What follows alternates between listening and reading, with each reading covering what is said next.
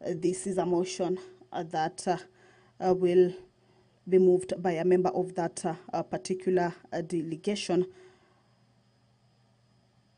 that held its meeting from the 11th to the 15th of March 2023, and this particular report was laid on the table of the House on the Wednesday of 14th June 2023.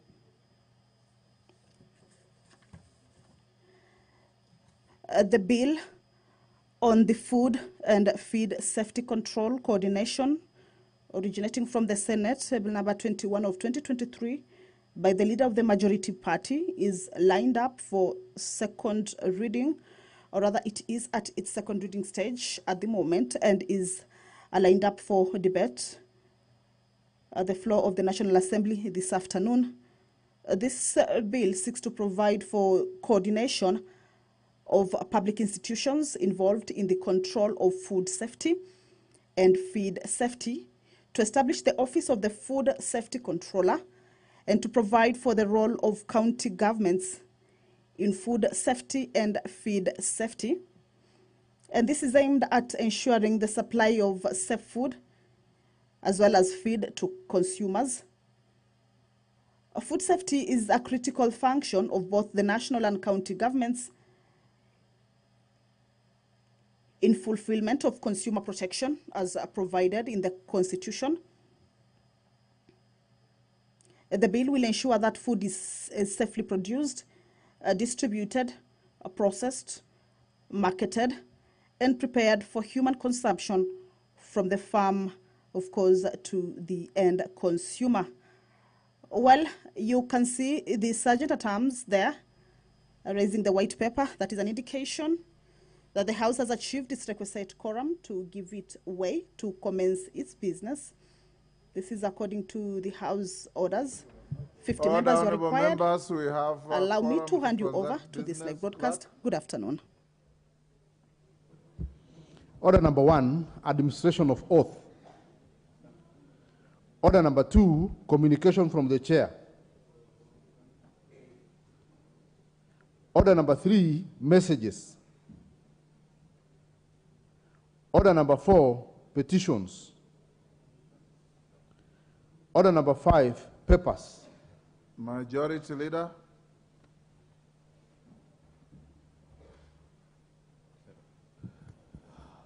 Honorable Speaker, thank you very much.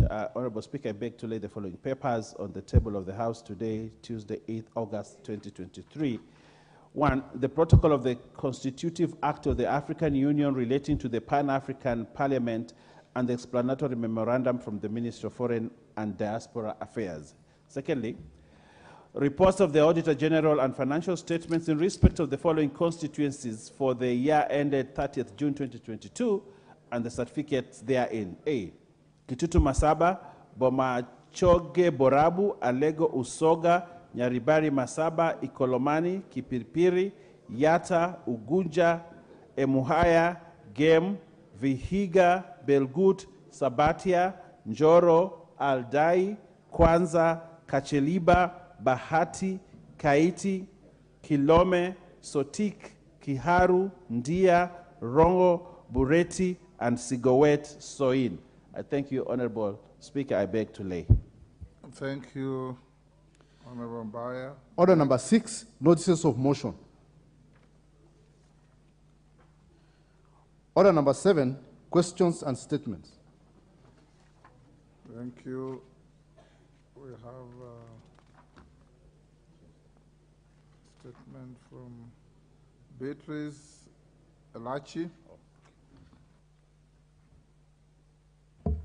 Thank you, Mr. Speaker. I also want to appreciate you, Mr. Speaker, and to appreciate Professor Kehara and Beatrice, who has been now elected as President-elect of the International Federation of Obstetricians and Gynecologists. She will serve her term from 2023 to 2025, Mr. Speaker. This is indeed one chance in Kenya that we've received, that this honorable lady will be the president of all gynecologists across the world.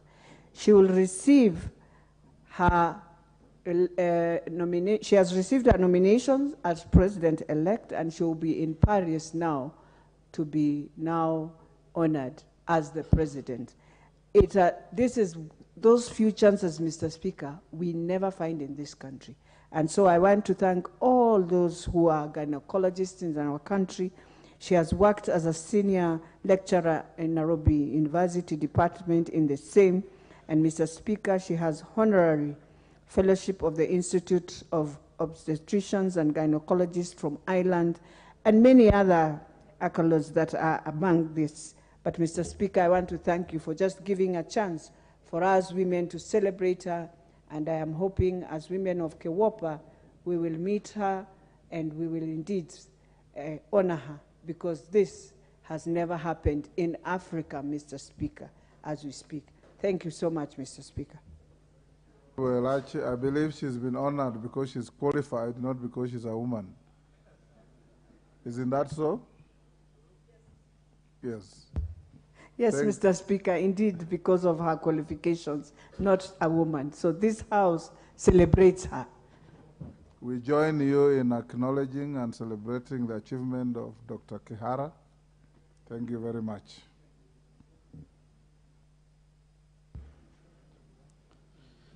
Order number 8, the Climate Change Amendment Bill, National Assembly Bill number 42 of 2023, first reading. A bill for an act of Parliament to amend the Climate Change Act 2016 and for connected purposes. Order number 9, motion. Consideration of the report of the Auditor General on the financial statements for various funds. Chairperson, Special Funds Accounts Committee.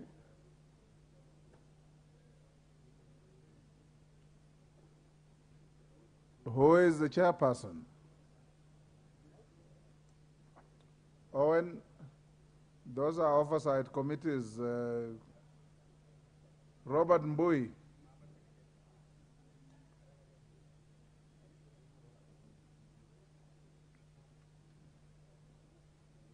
Who is the chairperson? Yeah? Pardon?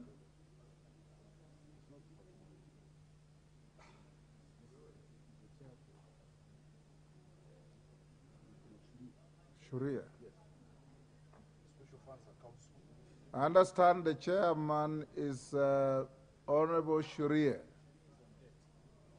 Shuria is on date.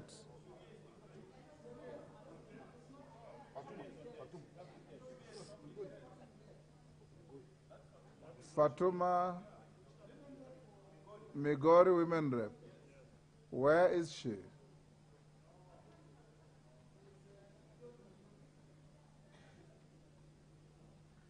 Who is the vice chair? Gideon Mulyungi. Do I understand you are the vice chair of Special Funds Accounts Committee? You are the chair of Decentralized. Where is Honorable Fatuma? She calls herself Full Network.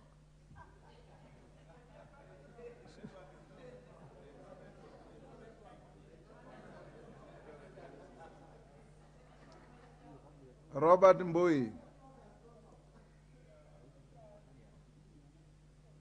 Honorable Owen Baya, you are in for Ichungwa. Yes, the independence in this house still will be accountable through one of you. Tell us where the honorable member is. Honorable Speaker, you know the honorable lady known as Full Network, or Mohammed Fatuma Zainab, is much more aligned to Robert Mbui's area of jurisdiction.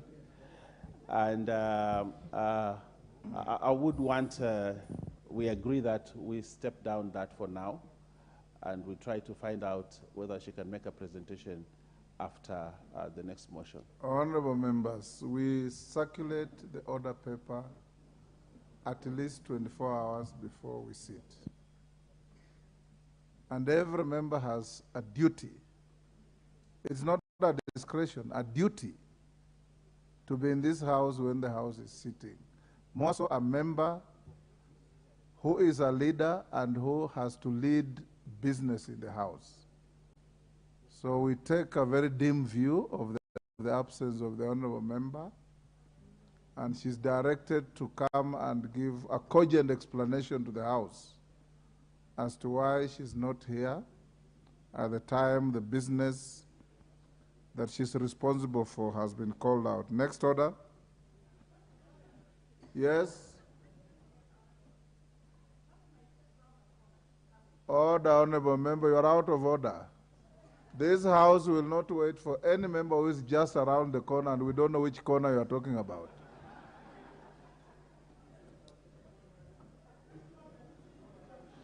Order number 10, motion. Consideration of the reports of the Auditor General on the financial statements of state corporations, regulatory and governance agencies. Chairperson, Public Investments Committee on Governance and Education. This must be the Honorable Wamboka Wanami. Honorable Wanami Wamboka, at least you are around the corner. The order before you has collapsed. So you are called upon to move your motion.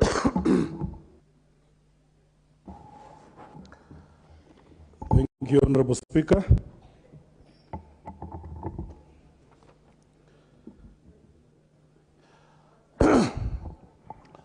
Thank you, Honorable Speaker. Mr. Speaker, I beg to move that this House adopts the first report of the Public Investments Committee on Governance and Education on the examination of the report of the Auditor General on the financial statements of the state corporations, regulatory and governance agencies for the financial year 2018-2019, 2019-2020, and 2020-2021, laid on the table of this House on Tuesday, June 20th, 2023. Mr. Speaker, being the committee's maiden report, allow me to touch on our mandate for the benefit of all the members who may have been well acquainted with the hitherto singular Public Investments Committee that are now split into three. Pursuant to Standing Order 206 of the National Assembly, the Public Investment Committee on Governance and Education is responsible for the examination of the working of public investments based on their audited reports and accounts. It is mandated to 1, examine the reports and accounts of public investments, 2, examine the reports, if any, of the Auditor General on the public investments, and 3, examine in the context of the autonomy and efficiency of public investments whether the affairs of the public investments are being managed in accordance with the sound financial or business principles of prudent commercial practices. The committee is limited to a schedule of entities as provided by this House and guided by you, Mr. Speaker, in Standing Order 206. The last such schedule was issued on 8th December 2022, and my committee has 129 entities. I've since engaged that, Honorable Speaker, to review some of these agencies which fall under, we feel they fall under our committee, but have been put in several other committees, and we await your communication on the same. The committee proceeded to map out the 189 entities based on the function and even the geographical location for systematic examination. This report is the first of such and covers regulatory and governance agencies domiciled within the Nairobi and Central regions. In this report, Honorable Speaker, the committee handled the following agencies. 1, Kenya Institute of Special Education. 2, Kenya Institute of Curriculum Development. 3, National Council for Science, Technology and Innovation, NACOSTI. 4, Council of Legal Education. 5, Kenya National Qualification Authority. 6, Kenya Education. Honorable Speaker, you may protect me from my leader. Thank you, thank you. 6, Kenya Education Management Institute, KEMI. 7, School Equipment Production Unit, SEPU. 8, Technical and Vocational Education and Training Authority, TVETA. 9, TVET Curriculum Development Assessment and Certification Council, TVET. Number 10, Auctioneers Licensing Board. 11, Higher Education Loans Board. 12, Kenya Literature Bureau. 13, Commission for University Education. Number 14, Kenya National Examination Council. Number 15, Jomo Kenyatta Foundation. 16, Center for Mathematics, Science and Technology, Education in Africa, SEMASTEA. Kenya Universities and Colleges Central Placement Service, COUPS. Kenya National Commission for UNESCO, NATCOM. JQuad Enterprises Limited. JQuad Noodles Limited. National Council for Nomadic Education in Kenya. University of Nairobi Enterprise and Services Limited, UNES. Kenya National Innovation Agency. Mr. Speaker, in examination of this report, the committee decided to go back 3 financial years after analysis showed that matters beyond that time had either been overtaken by events or those that were outstanding needed address had been recurring in subsequent audits. Mr. Speaker, the committee held 18 sittings in which we examined the audited financial statements of 23 state corporations and the accompanying reports by the Auditor General. In examining the accounts of the Auditor General, the committee invited accounting officers in each of the state corporations under review to adduce evidence before it.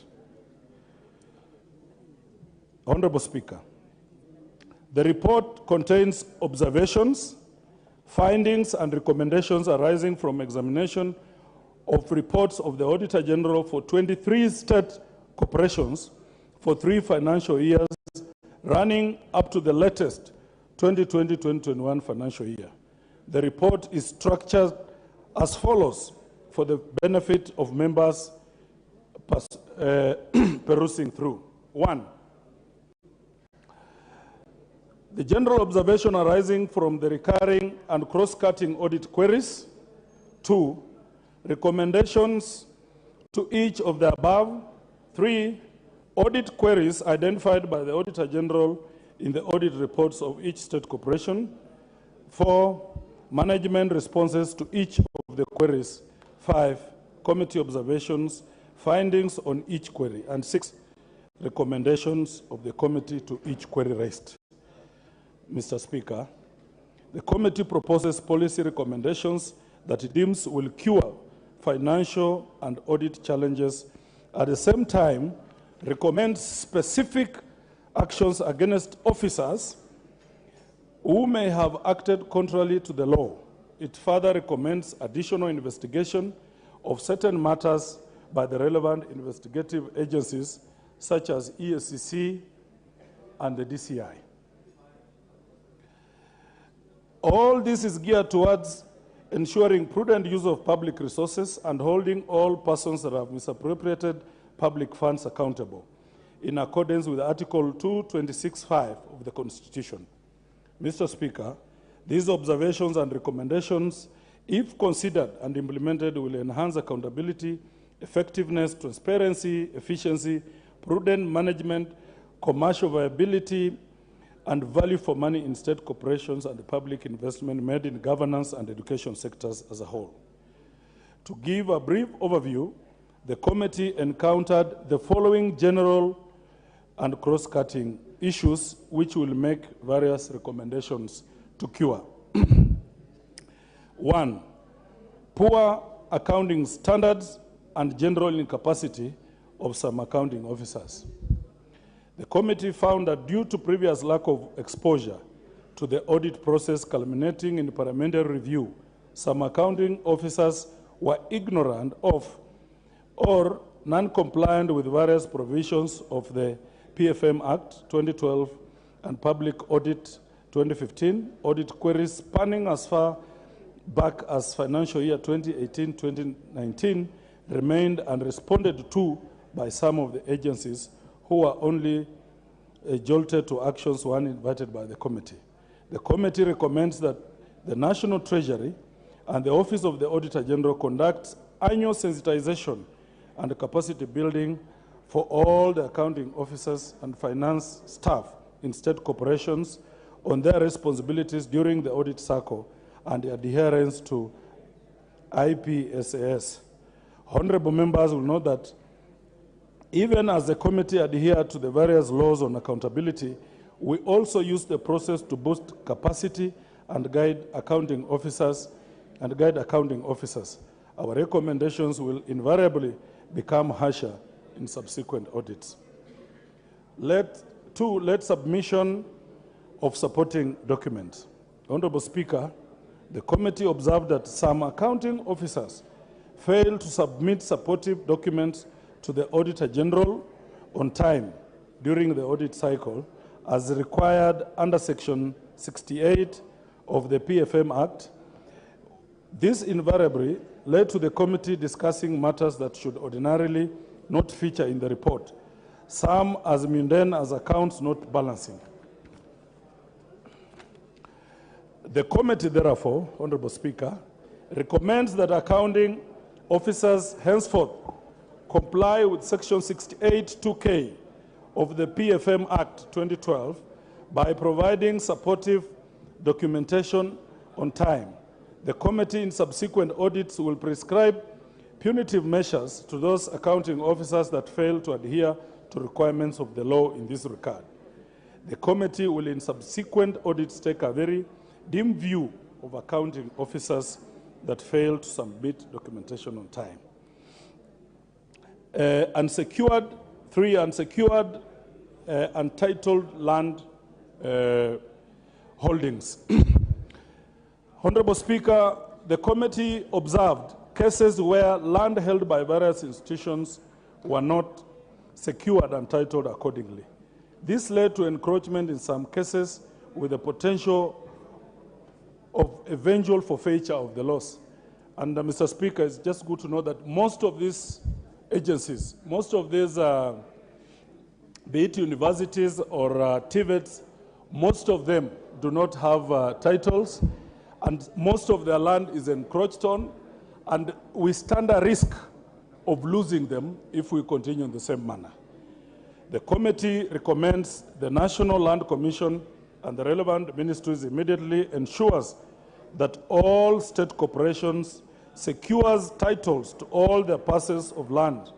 These institutions and National Treasury must also prioritize fencing off all the land holdings to forestall further encroachment. The committee recommends that encroachers face full extent of the law and are evicted and charged in the court. And some of these people who want to grab the land that belongs to the institutions, some of them are very known figures, are public figures and are known.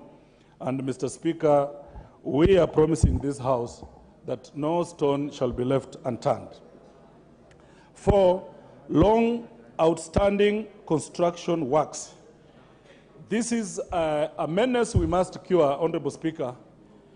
Our committee encountered cases where construction projects in some state corporation had taken inordinately long to complete, leading to escalating costs through accrued interest and prolongation cost. A classic case in this example, Honorable Speaker, is the NEC, the new Mutiani House, which has taken 37 years, Honorable Speaker. They are still constructing new Mutiani House. People have eaten money, contractors have eaten money, consultants have eaten money, Honorable Speaker, and up to date, the building has not been finished. Another example is Kenya Institute of Curriculum Development, Honorable Speaker, where it has taken over 27 years, and the building has not been completed. And of note, Mr. Speaker, the money that has gone to consultancy in some of these projects is more than the money that has gone to actual projects. The committee, therefore, recommends that the National Treasury should only approve projects that it can guarantee funding and completion with a medium-term economic framework. Honorable members, we will be seeking your support. We must bring sanity to the Treasury, that we must stop as a government introducing projects that we cannot fund. We must prioritize all those projects that are existing. We finish them before we embark on any other new projects, Mr. Speaker. Then we will give value for money for our customers who are the citizenry of this country. Expensive consultancies. Related to long outstanding construction works discussed above, the committee observed that some projects had huge components for consultancies for project conception, architectural drawings, and supervision.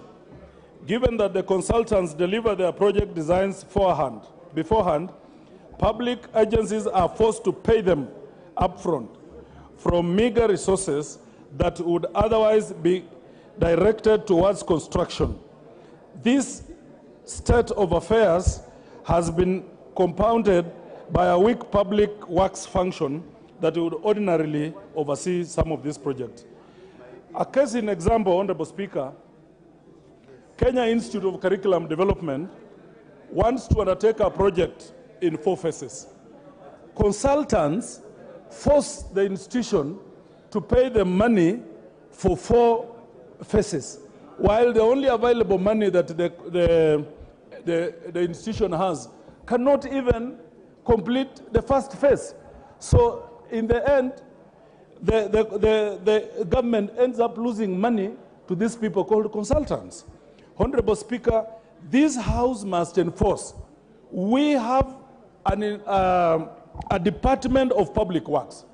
Why have we continued paying private consultants who are more expensive?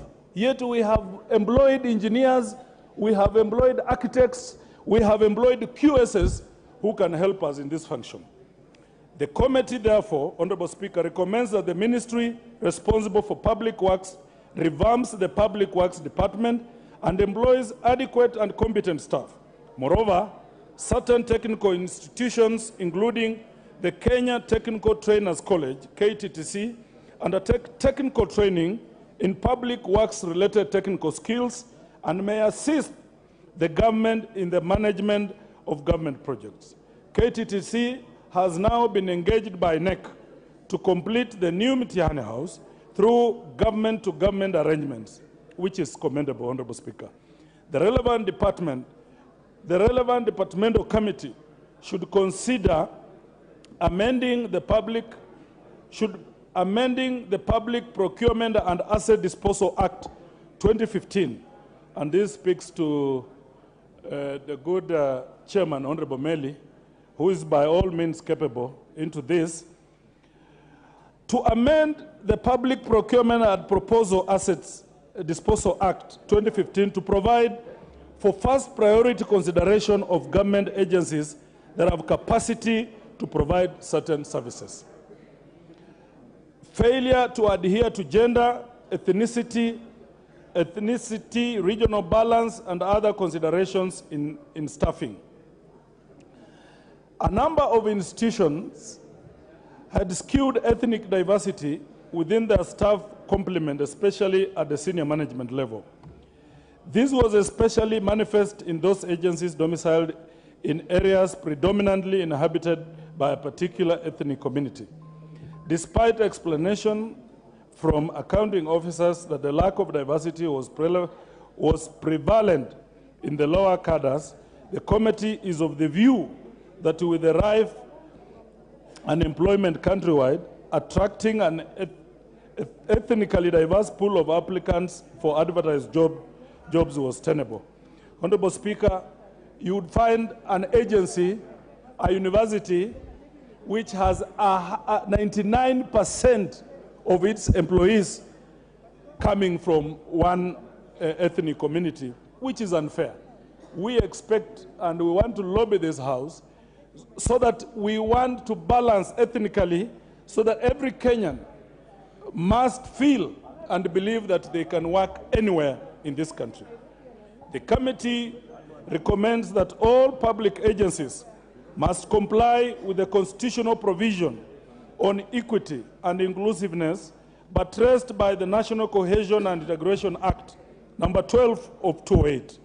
Further, Honorable Speaker, the committee recommends that the National Cohesion and Integration Commission, together with the Inspectorate of State Corporations, conduct a biannual examination of ethnic composition in these state-owned enterprises to confirm incremental address of the matter. Mr. Speaker, I will specifically mention our engagement with Higher Education Loans Board, HELB, and KUPS, where we, amongst other issues, we engage them in placement and funding of students in tertiary institutions. Much of this touching on capitation will be discussed in our second report on training institutions and universities, but I must mention we have pushed KUPS, HELB, and the Cabinet Secretary for Education and other relevant institutions to limit public funds to public institutions, Honorable Speaker. Most of our public universities are dying at the expense of private universities, Honorable Speaker. And I must thank the committee, the Departmental Committee of Education, that we have worked very well with them.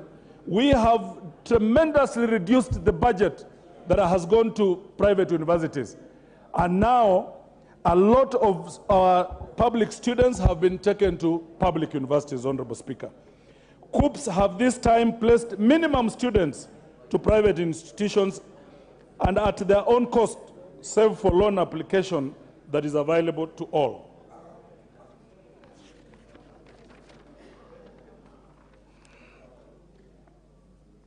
And while we are discussing the KUPS placement, Honorable Speaker, we would want to urge the government, there is an outcry as we speak about the university fees, especially for STEM courses.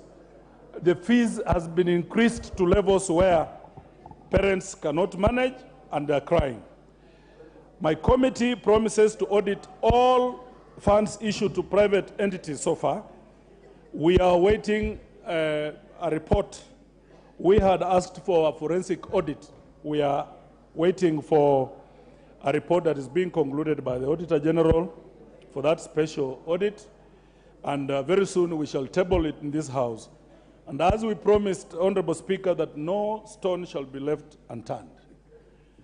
Honorable Speaker, having noted the proceedings of the Public Investment Committee on Governance and Education on the examination of the report of the Auditor General on the financial statement of state corporations for the financial years 2018 and 2019, 2019, 2020, and 2020, 2021, I beg to move and urge this House to adopt this report. And I now request the Honorable Mwenje to second the motion. Thank you, Honorable Speaker. Mwenje. Thank you, Honorable Speaker.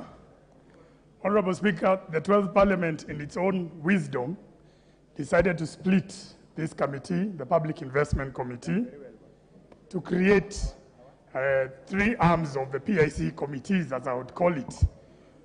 Honorable Speaker, let me commend the chairman. I'm a member of that committee. I think I'm seeing the Honorable Sigei as well in this house. I don't know if the Honorable Chief Foromondo as well, who is in this house. And it's been a busy committee, Honorable Chair. One of the things we've seen is the serious mismanagement of our post-secondary institutions. We've seen how badly we lose public funds, how they are mismanaged, how some of these institutions do not even have an accounting officer. So they found it strange when they were appearing before these committees and when we are asking some serious questions regarding management of these institutions and utilization of those funds. So that was one of the things that we realized, and seeing that the previous PIC committee was too busy, it was unable to really go down to some of these issues, Honorable Speaker.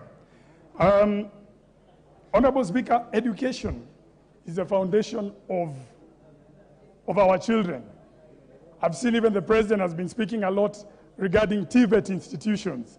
We must ensure that how these institutions are managed, how they operate, that how they've been operating in the past, that must come to a change, Honorable Speaker. Honorable Speaker, the contractors in these institutions, because nobody has been checking them, have become a cartel unto themselves. My committee members will bear witness that we've gone and seen exactly where government is losing money, Honorable Speaker. In fact, if we were to plug all these holes that is being lost to these institutions, I can assure you, Honorable Speaker, that even some of the new taxes that are being imposed are not necessary, because we can save a lot of money from from stopping these contractors. So, and you'll take me from the Deputy Minority Whip. He seems to be threatening me from the other side. Minority Leader, sorry. Majority Leader. Honorable Speaker, the funding as well. The funding that ought to go into these institutions to ensure completion of some of these projects. As a country, as a government, we are losing a lot of money because of delayed payments to contractors. They incur a lot of penalties. And I can give you one example in Kilifi, which is the Utalii College, the Ronald Ngala Utalii College, where the project has been going on since Kibaki's time. So we've had one president exit, we've had another president complete his entire term, we're on the third president, and we're still dealing with the same institution. And costs are going up because we, as a government, are not fulfilling what we are supposed to pay. Now, that college in Utalii is vital to our tourism industry, and it is important that we fund it and finally complete some of those projects as well. Honorable Speaker, the ethnicity, how we saw some of these institutions, that you could see 95% of the staff coming from one community. Honorable Speaker, this is where we start breeding ethnicity from these institutions. Because you can imagine, these institutions are training our 18, 19, 20-year-olds. How do you expect them to behave when they find that the institution they are in has 95% Kikuyus, 95% Luyas, 95% Kalenjins, based on where the universities are, the institutions are placed? It is important we must make that effort to de-ethnicize these institutions. Finally, Honorable Speaker, I just want to support the issue that my chairman has raised. We noted that our public institutions are going to wither and die if we continue funding, sending money to private institutions. We can talk of even an institution such as Egerton, where we've seen we're going to have a university shut down. These programs, the reason why we started funding private universities, our students in private universities, is because we didn't have the capacity in the public universities. Now we do. Now we can absorb all those students who want to go to public universities. Let us absorb them into public universities and let us fund them in our public universities. With that, Honorable Speaker, I beg to second this motion. Thank you, Honorable Speaker. Order, honorable members. Order, Sirma. Take your seat. Honourable members, I now propose the question, which is that this House adopts the report of the Public Investments Committee on governance and education on its consideration of the report of the Auditor General on the financial statements of state corporations, regulatory and governance agencies for the financial year 2018-2019, 2019-2020, 2020-2021, laid on the table of the House on Tuesday, 20th June 2023. Before I give anybody to contribute, allow me to acknowledge the following schools in the Speaker's Gallery: Moi Girls Secondary School, Kibwezi, Kibwezi West, Makueni; Muririkwa Secondary School from Gilgil, Nakuru. I know there are other students in the public gallery, but I've not been given the descriptions yet. We'll acknowledge them when I get it. Now I see the request. I don't know if it's for this motion. Julius Ruto Keses. Thank you so much, Mr. Speaker. Today being a privilege to be the first to be on the floor. Yes. I stand also to support the report that has been presented on the issues of looking at the governance of our independent institutions, our state corporations, much so-called the sagas. And Mr. Speaker, all of us will agree that the knowledge behind creation of these semi-autonomous institutions is to accelerate service delivery to the public or to the citizens of the Republic of Kenya. And therefore, as per the constitution of the land, where it gives all the power and mandate to the citizens, and that all these agencies are being brought on board as trustees on for the resources of the same citizens, it is noble to agree together with the Auditor General that the state of these particular institutions in terms of governance are wanting, in the sense that it has been used to advance the divergence from the principles of the public finance, the principles of the Constitution of the land of Kenya, where the Constitution is looking at the use of every resource that is available to bring Kenyans together, to advance cohesion among the Kenyans, and to ensure equity is administered to all the Republic of Kenya. I want to support that as this Honorable House, we need to scrutinize this report very candidly and be able to take recommendation from the Auditor General as it is, so that we're able to restore back the discipline, the confidence in the public institutions for the Kenyans. We that we have been entrusted by the same citizens to carry out or to oversight the application of the law equitably should also rise to our mandate and ensure we address specifically and areas which have been mentioned, so that we bring back, we inculcate back to the minds of those few people who have been chosen to run the institutions, so that they run them in accordance with the law and ensure that Kenyans receive their desired service, Kenyans are able to be served equally, so that we are able to bring out a nation that from all corners of the country, they feel the importance of being Kenyans. Otherwise, as it is, and the way the report has put up, especially on matters of recruitment, where you find one public institutions, employees from one community. This is the reason as to why Kenyans at times are not together, because they find they don't find the reason as to why. When an investment has been put in a place, it favors specific people from that area. So, Mr. Speaker, from this Honorable House, I stand to support this and say, gone are those times. Let us utilize the Constitution, apply the Constitution of the land to the ladder, so that Kenyans in every place, in every corner, they feel they are part of this country and that they are considered in every little resource it is available. Lastly, Mr. Speaker, we need to enhance the reports from these institutions. At times like this, a challenge that we are receiving is where now the reports of 2-3 years ago are being discussed at the latter now, at this time and moment, when even the applicability has changed. We need to enhance the timely reports given to the Auditor General, and those reports being submitted to this House, being discussed, so that recommendation can be applied now. Because you may realize times have changed, situations have changed. Even if we are looking at an issue, it is now historical, and applicability now may not be that of importance. But I want to call upon that such good reports be brought on time, we discuss as the House, and we move out of this House even through committee and ensure that these things are happening in place. And should ever be somebody or somewhere who is failing to carry on this responsibility, I also want to call upon that in terms of regulations, we improve our recommendations in regulations or in law, so that whosoever given an opportunity to serve in trust, let him serve with uttermost good faith. Anybody knowingly or by negligently abusing his office or power, action should be taken accordingly, so that Kenyans will be able to learn that when you are given an opportunity, use every coin to the latter, use it to the purpose, and ensure you bring out the basic principles of the Constitution, that you are bringing Kenyans together and you are advancing equity and proper use of public resources. Thank you, Mr. Speaker. Owen Bayer.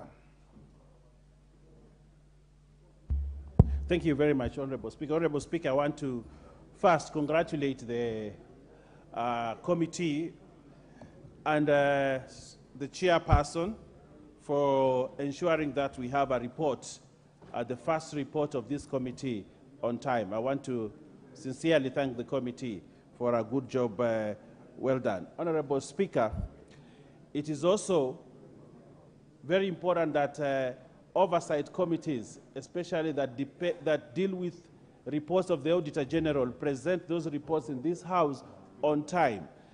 Because audited reports go a long way to ensure that when we are doing the budgeting, especially for county governments, the amount of money given to county governments depend on audited reports.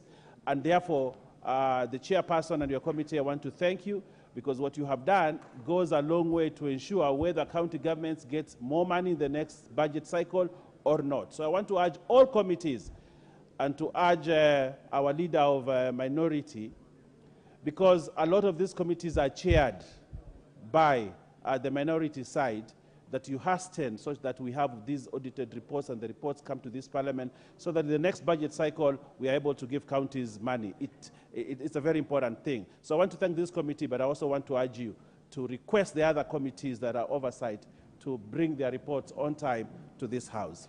Secondly, Honorable Speaker, looking at this report, which is basically on education institutions, I want to first thank the committee for flagging out important issues, because it is on record, Honorable Speaker, that a lot of our educational institutions are not very well managed. And it is very important that you flag out these issues so that we can improve. The Presidential Working Party on Education and the report that was tabled actually said a lot of the things that this report has. And this Presidential Working Party report, which was chaired by Professor Munavu, is in a way trying to change the way education is managed. And I think it is in the same spirit that this committee has made its recommendation. So I think there is a dovetailing of ideas, and this is good for the country. But I want to mention specific things. Honorable Speaker, as government, we cannot take the flaks on CEOs whom we have given jobs who are not managing them well.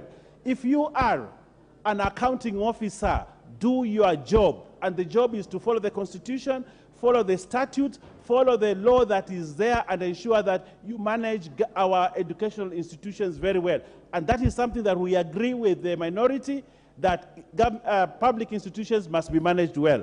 So there's no excuse for any CEO who has been given mandate to run an organization to say he does not know or understand accounting procedures.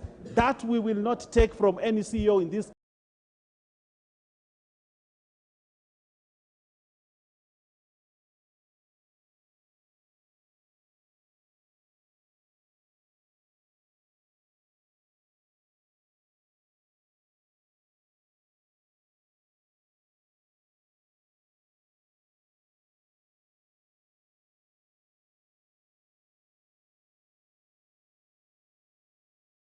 country. So if you are there and your management has actually noticed that some CEOs do not want to submit documents, and therefore they run away from audit.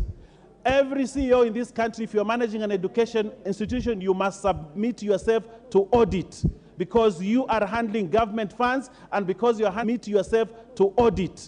because you are handling government funds, and because you are handling government funds, you must be audited and be accountable to the public.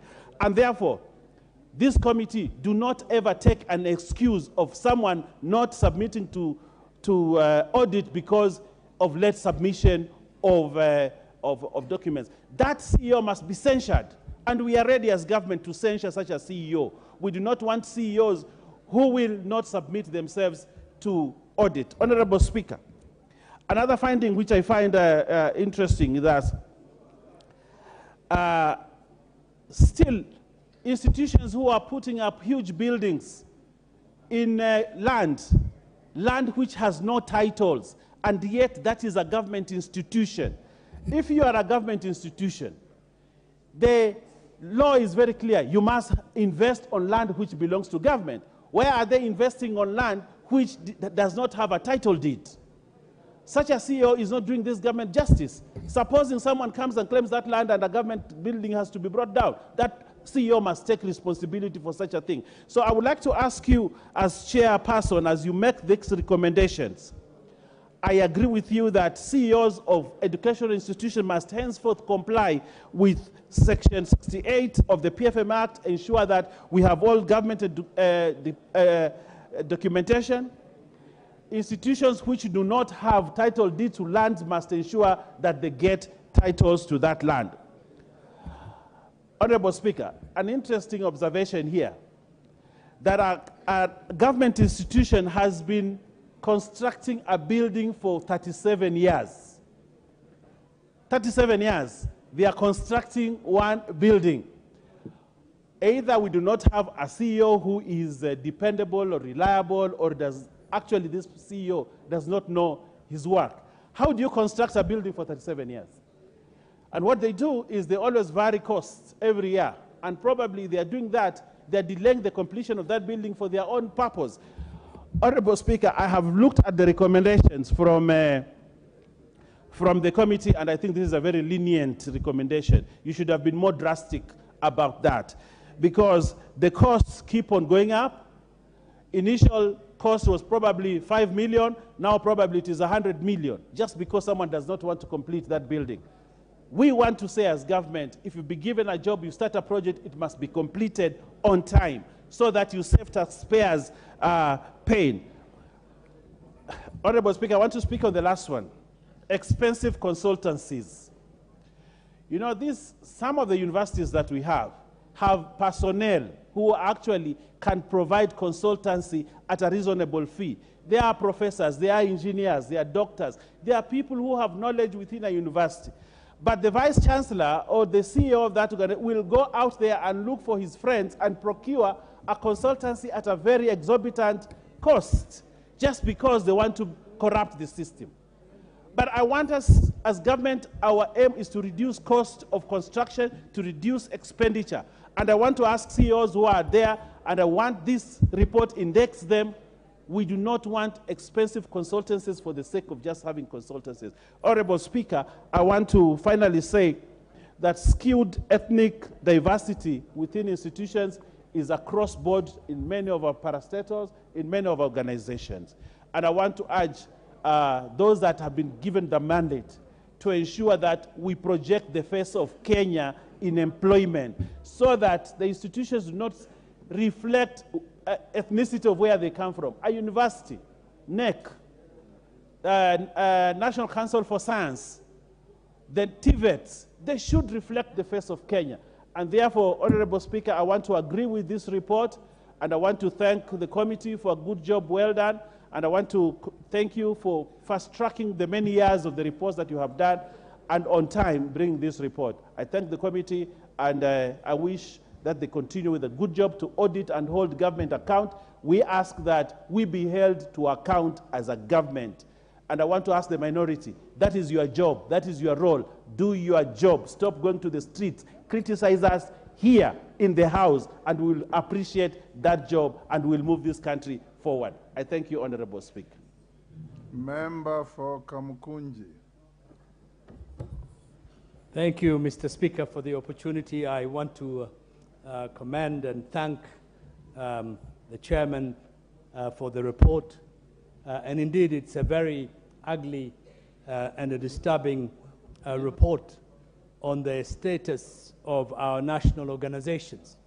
And I think this is an important moment for Parliament to make sure that the recommendation of this particular report is implemented, and we follow up and support the recommendations of this particular report, because this is a widespread problem in many of our national organizations. There is impunity, there is an abuse of power, there is mismanagement, there is enormous looting and theft of public resources. There's a lot of wastage in many of these government departments. And sometimes you wonder how this country can continue like that. Sometimes you're amazed by the resilience of this particular country in the light of this kind of impunity that gets away without punishment. And many of these officials know that they can walk away tomorrow and go back to their homes without paying the penalty of mismanagement and corruption. And that's why when you go around, you see a lot of institutions that are falling apart. You would see a lot of projects that are not being implemented. And you see a lot of resources going to private consultancies for jobs that can be done by established government departments and institutions that are better equipped and more knowledgeable than many of these consulting agencies. And therefore it is the responsibility of this Parliament, and it's important that this committee has brought these ills to our attention, that we take it very seriously and we give them all the support that they require. And this particular committee should not rest on its laurels and say, we have done our job, we have submitted our report. They should follow it up consistently and regularly to make sure that, in fact, change comes to these institutions. Otherwise, Mr. Speaker, we'll continue to be wasting taxpayers' money. We'll continue to see corruption everywhere. For example, I'm in the National Cohesion and Equal Opportunities Committee. Every state corporation is in violation of the Constitution on the issues of equity, equality, and equal opportunities.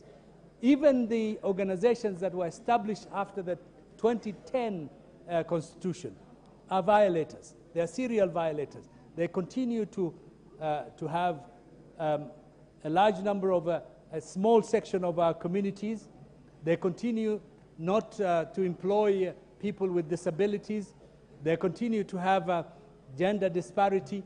These things are not acceptable, because our Constitution specifically speaks out very clearly on the need for equal opportunity.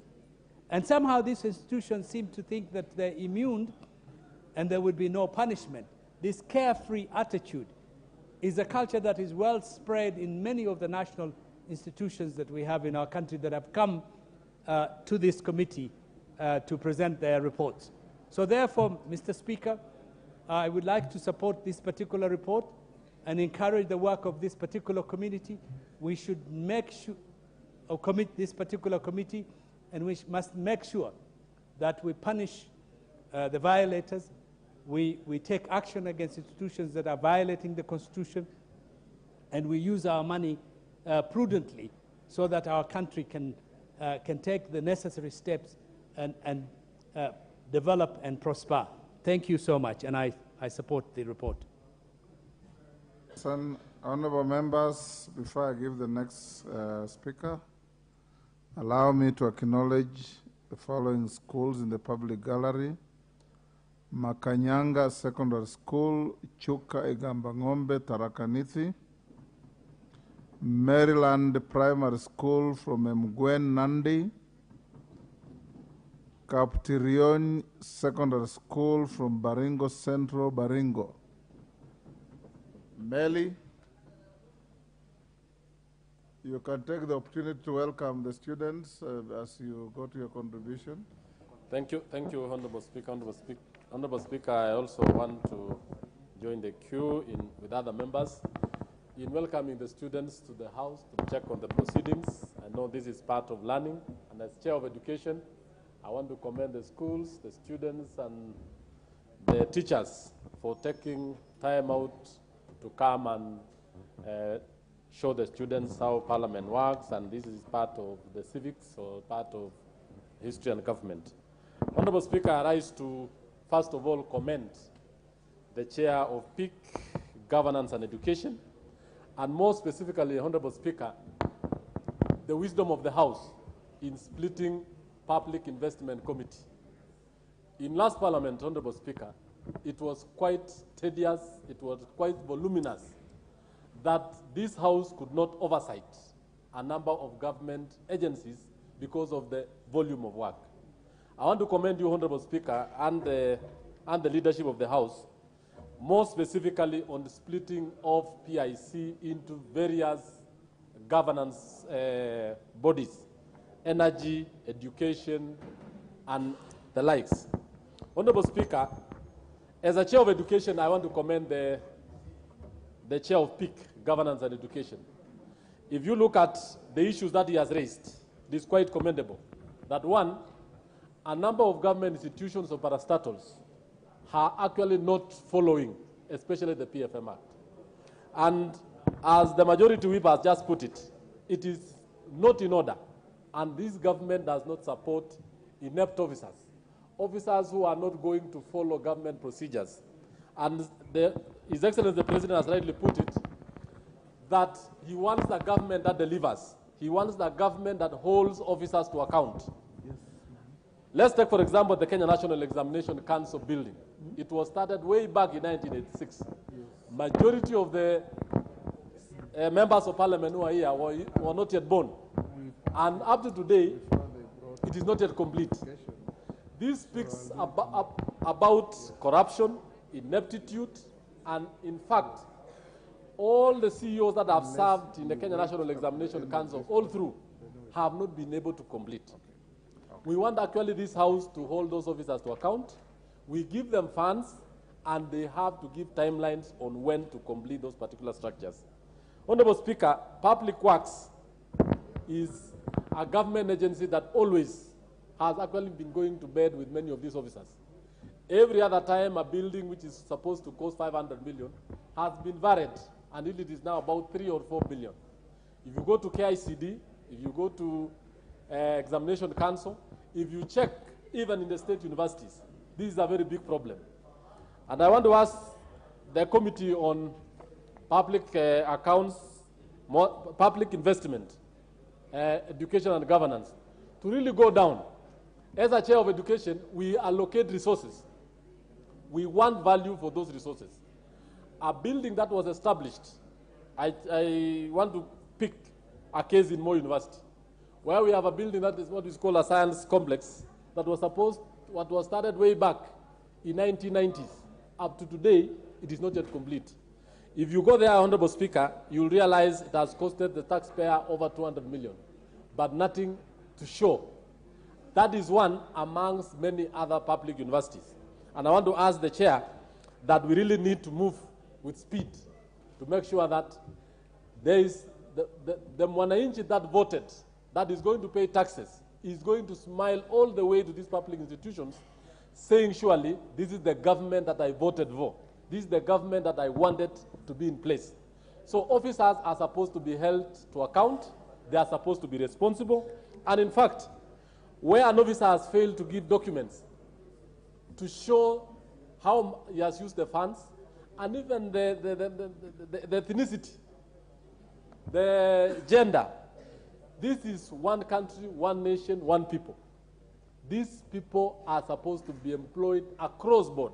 And I think the president has been in the forefront on this, to make this country a tribeless nation. A nation where you don't get to know who is so-and-so who is a CEO. You need to have the services of that particular individual.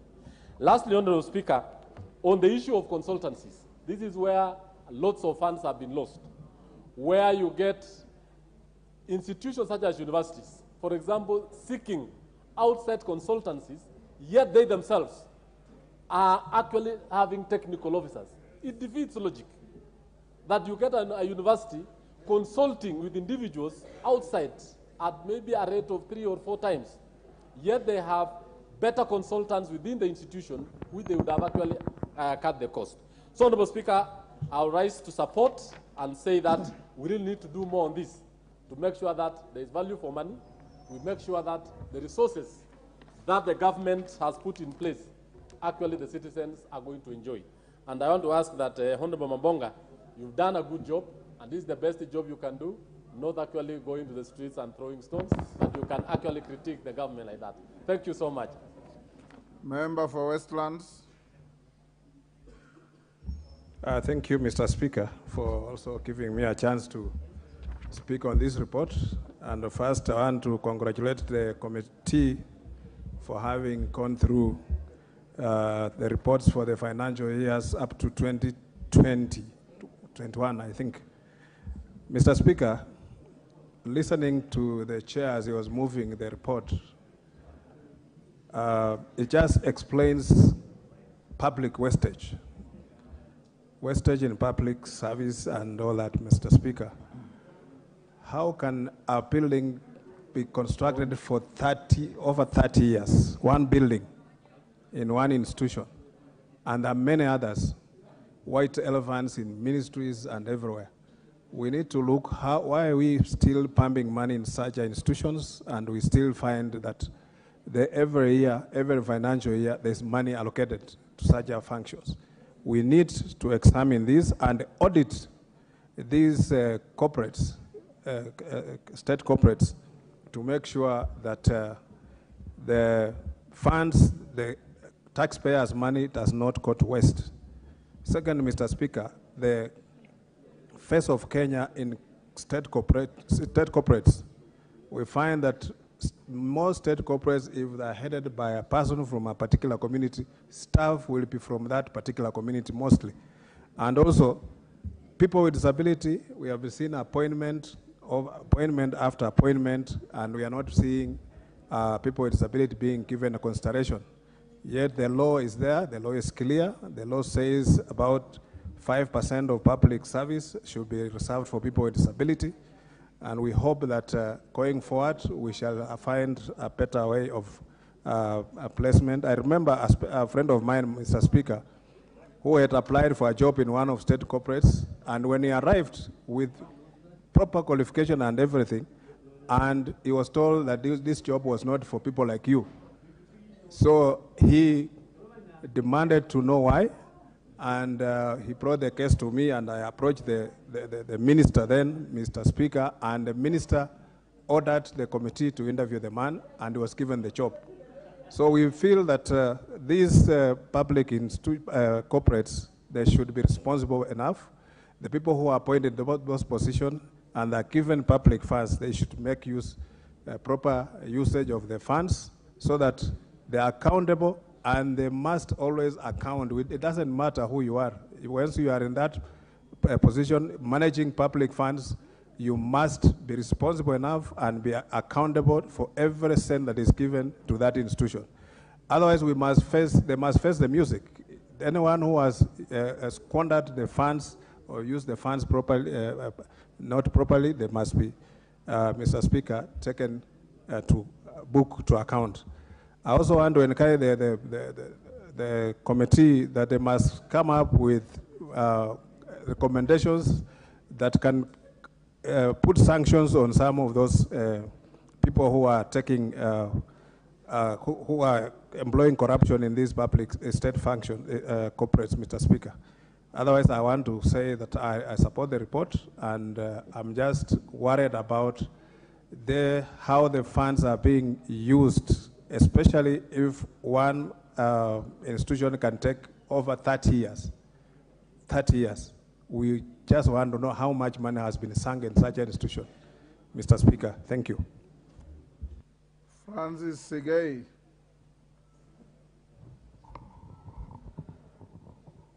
Thank you, Mr. Speaker, for giving me this opportunity to also ventilate on this very important report. Mr. Speaker, I am a member of this committee. And I want on the onset, Mr. Speaker, to thank our chairman, who has presented the report very well. And Mr. Speaker, I want to commend the chairman, particularly on the way he interrogates on issues when we are in the committee. And Mr. Speaker, I want to report here also that last week we had one of the institutions which came to us, and we are making some serious legal action. We are almost arresting that person. But Mr. Speaker, we had to follow the law because things in these institutions are going haywire. Mr. Speaker, the universities are dying. And Mr. Speaker, the audit reports which we have received in these universities are terrible. And Mr. Speaker, I thank this committee because we have moved and we have been going to the regional offices to interrogate on these people. In fact, we went to Central Province, Mr. Speaker, and the vice chancellors and leaders of those TVET institutions were unable to report because they were not ready. So, Mr. Speaker, we have a lot of problems. First of all, audit reports are very far behind, and we would like to ask the government to really assist this committee so that it can move forward and make some issues known. Ethnicity. Ethnicity, Mr. Speaker, is like cancer. We saw in many institutions, from the top to the lowest staff, are from one ethnic group. And Mr. Speaker, we must now move forward and look at these issues, because how can we have a Kenya, one Kenya, when an institution is only employing one tribe? So we are very serious as a committee. And Mr. Speaker, what we realized in these institutions is that these people who are leading, the vice chancellors and the managers of these institutions, are either incompetent or they are corrupt. Mr. Speaker, we found one area, which is the area of variation in the construction of buildings in this place. We found one institution had to make a variation of 146 million. And we were shocked. And Mr. Speaker, we are moving as a committee, we are making serious recommendations. And very soon, if this House can implement those recommendations, we'll see our institution changing in the future. One other thing which we also discussed and which the chairman has simply mentioned is the issue of funding private universities. This committee is the one which brought this issue out, and now the government has taken action to stop funding of private universities from public. And we are very sure, Mr. Speaker, that very soon our public universities will enroll many students, because now the people who are poor can be able to take their children there. Mr. Speaker, I also want to talk about public works. Public works, Mr. Speaker, is a government institution, but it's a problem because people have now gone to the consultants, because what we have seen in public works is the issue of variation and which people are making money, minting money in these institutions. Therefore, Mr. Speaker, I want to also to talk about the land problem which we saw in these universities. In fact, in one of the institutions in Nairobi here, the land which belongs to the institution has been grabbed by individuals. And Mr. Speaker, I want to assure you that with the chairman in the seat and the able members, we have serious members in that committee, and we have resolved that we are going to make these people uncomfortable in wherever they are. So, Mr. Speaker, I want to support this report and tell you that we, as a committee, we are moving forward, and we are going to have people taken to court in no distant future. Thank you, Mr. Speaker. I support the report. Thank you, Honorable Sigai. Makali Mulu. Yeah, thank you very much, Honorable Speaker. Honorable Speaker, let me also join my colleagues in really thanking the committee led by Honorable Kwamboka for this good report, Honorable Speaker.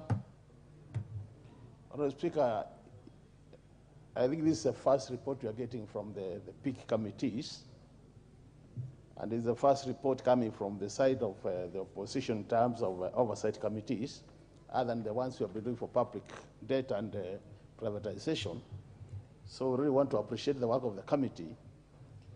And Honorable Speaker, listening to the report, the presentation of the report, and listening to the immediate speaker, in terms of what they think as a committee and what is written here, Honorable Speaker, I think the committee has been very lenient in terms of recommendations. Actually, Honorable Sigei, what you are saying, I wish it was in the report, where you are saying you want to act very tough, but the report seems to be very lenient in terms of recommendations. And Honorable Speaker, this being an oversight report, it is important that we start cracking the whip. Honorable Speaker, when you look at some of the general observations in terms of what is happening in these sagas, and more so sagas in the education sector and governance sector, Honorable Speaker, you note that these are sagas which are doing what you call social activities in the country. Actually, education is more of a public good, so we don't expect these sagas to give us dividends at the end of the year because they are supporting social activities, but we expect them to operate within the law. For example, Honorable Speaker, when in this house, in the 21st century, we hear that the first observation is all these sagas which were audited, there was an observation of poor accounting standards.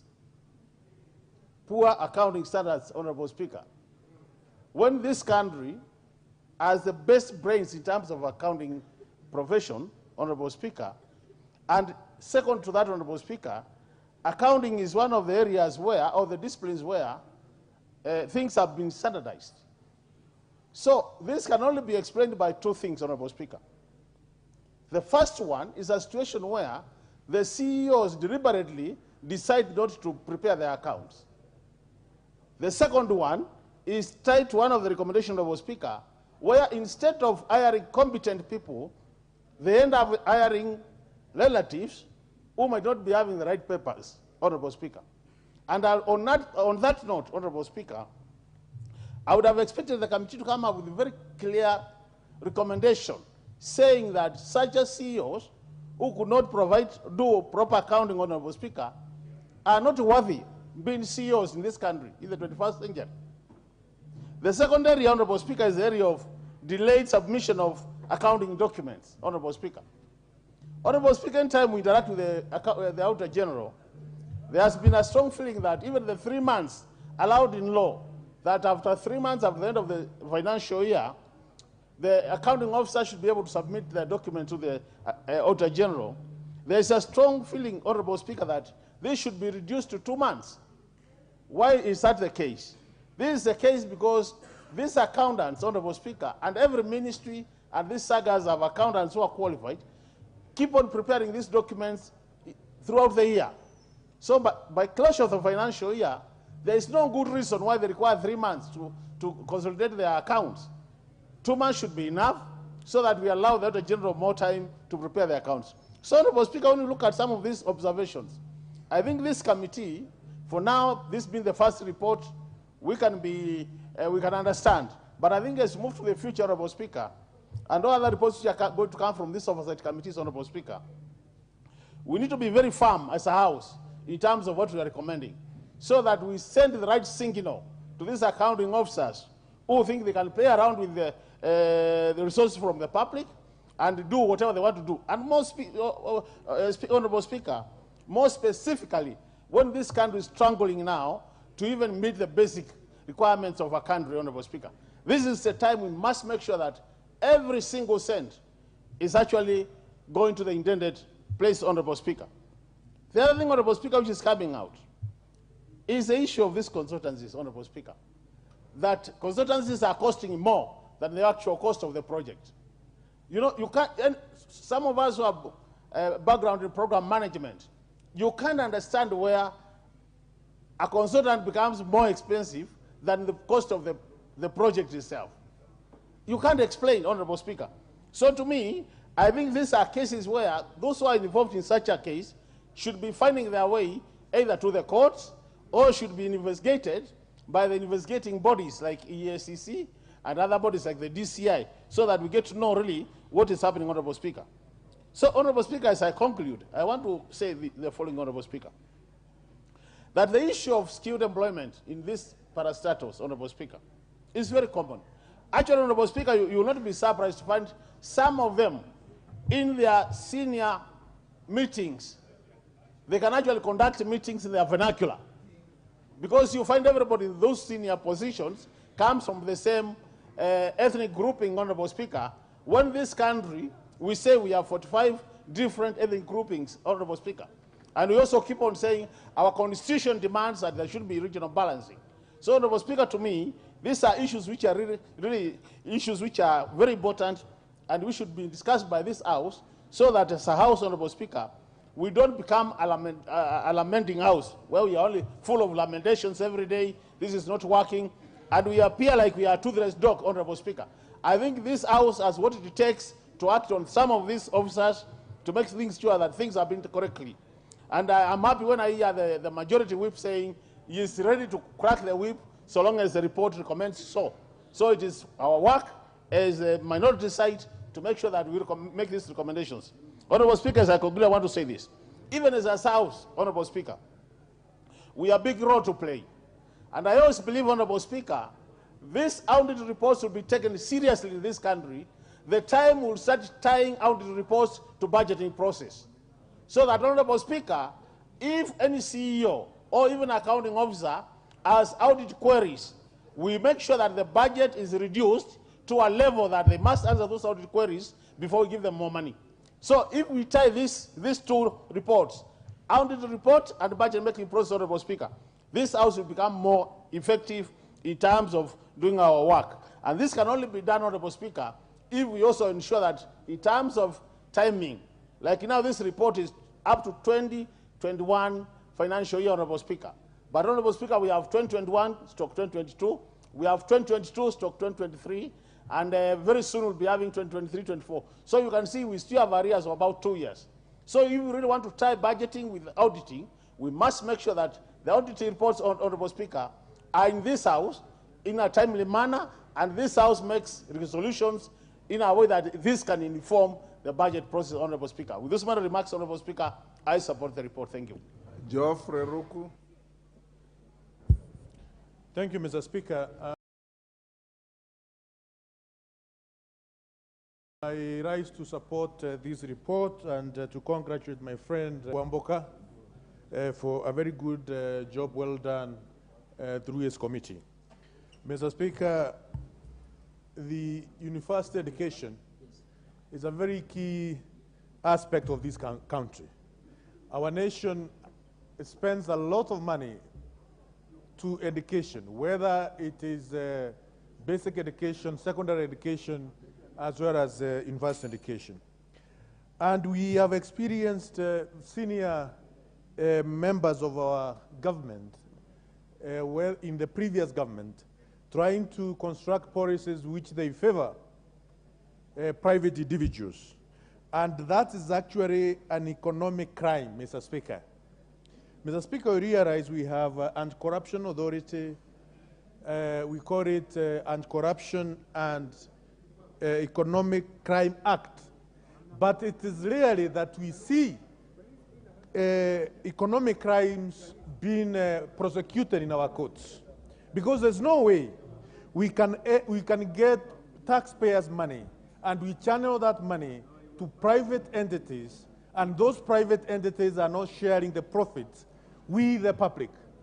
We have seen private universities getting huge amount of money, and it's because there is serious collusion in the Ministry of Education, where we have senior Ministry of Education officials who have been pocketed by the people who own private universities in our nation. We have to say this in a day broad right, Mr. Speaker. And those senior people who have been pocketed in the Ministry of Education, they are known, and those who private owners of universities, they are known. So it is a very good way of doing business using public money. You come up with a private university, you go to a government entity, get public money, and use that money to do business in a private university. Mr. Speaker, this is something which cannot be around in our nation. It is either you do business using public money and that the profit you make, you remit that profit to the public as well. This has happened, and we should condemn that with the strongest terms possible. And those who are the Ministry of Education, who have run down our higher education system, they should be called and serious action be taken.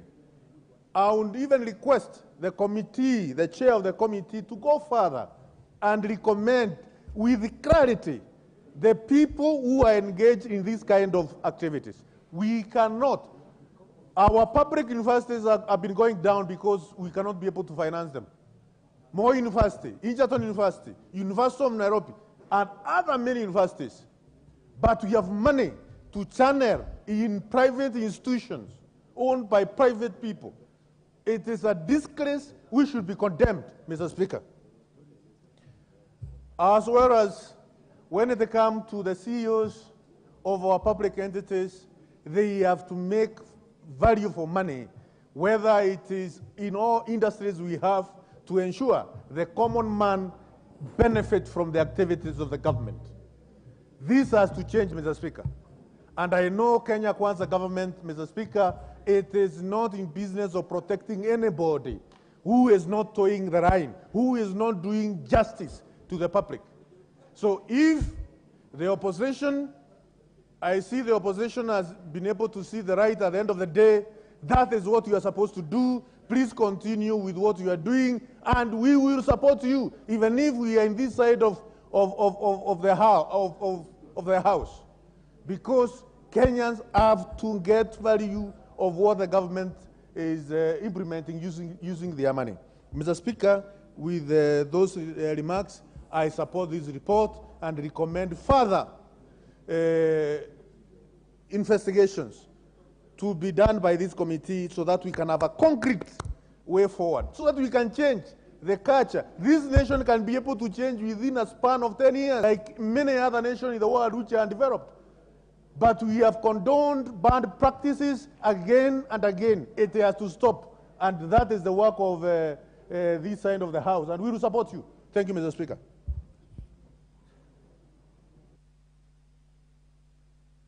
Give me Honorable Dr. James Nyikal.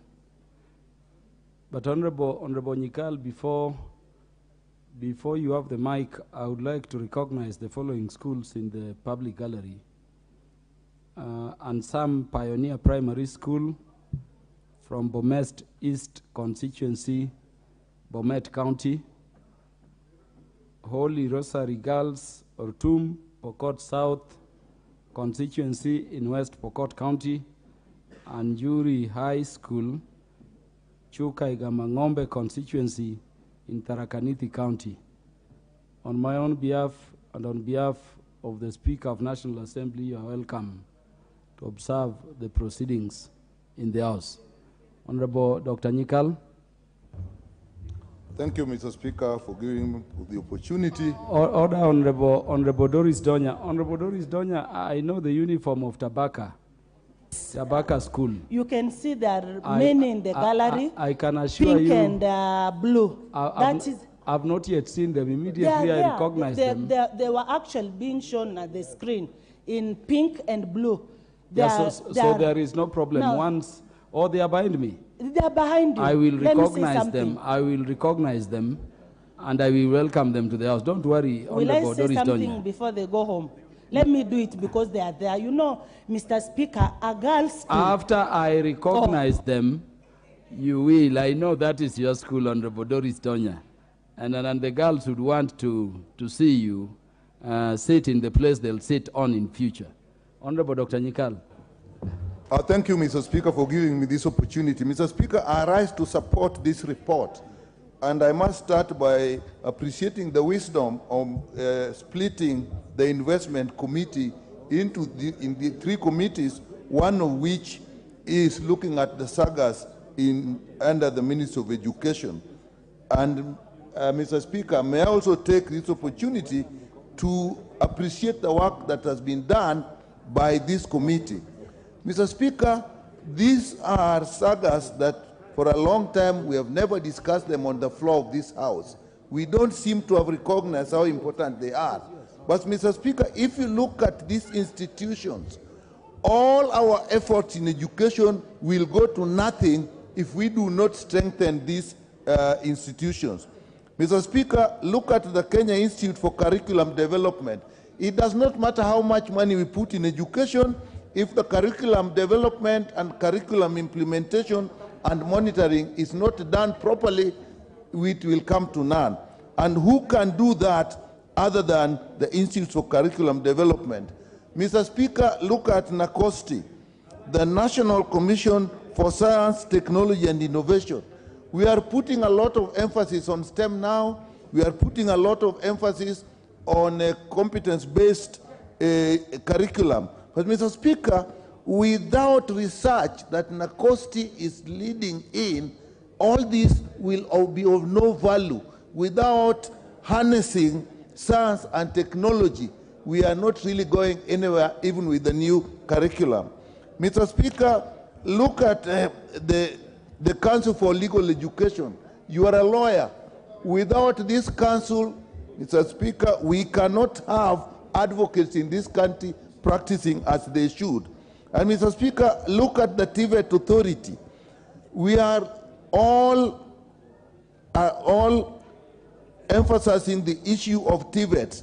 And we have this authority that is actually to guide us on how we should develop them, how we should relate them to our industries. And it is this authority that will do that. And we've never really discussed them here. Look at for Commission for University Education. Mr. Speaker, how will you have university education? You have universities, we say some are dying, but we never talk about Commission for University Education. It never comes before us. Even during the budget, you never really hear much of them. Mr. Speaker, look at COOPS. That is the Kenya Universities and Colleges Central Placement Services. We are just through the process of actually placing students in universities and colleges, and it has brought out a lot of problems on how to place students in which institutions. That is an extremely important institution. You can look at the Kenya National Examination Council. Mr. Speaker, if we are not looking at Kenya National Examination Council, if we do not support it, if we do not make sure that it can actually oversight and give credible results, look at what happened before the Matiang'i Magoha process, which actually told us that a large number of the students that were assumed to have passed, that had A's, actually had fake A's. And with that realization, when they actually streamlined, the number of students that qualified for university education went down until we have to reduce colleges. And that is why we started private colleges, which are now competing because we are now getting the correct students with the correct number of colleges. So, Mr. Speaker, these are important. Look at Higher Education Loans Board. Mr. Speaker, we have all been saying that we are spending more money in private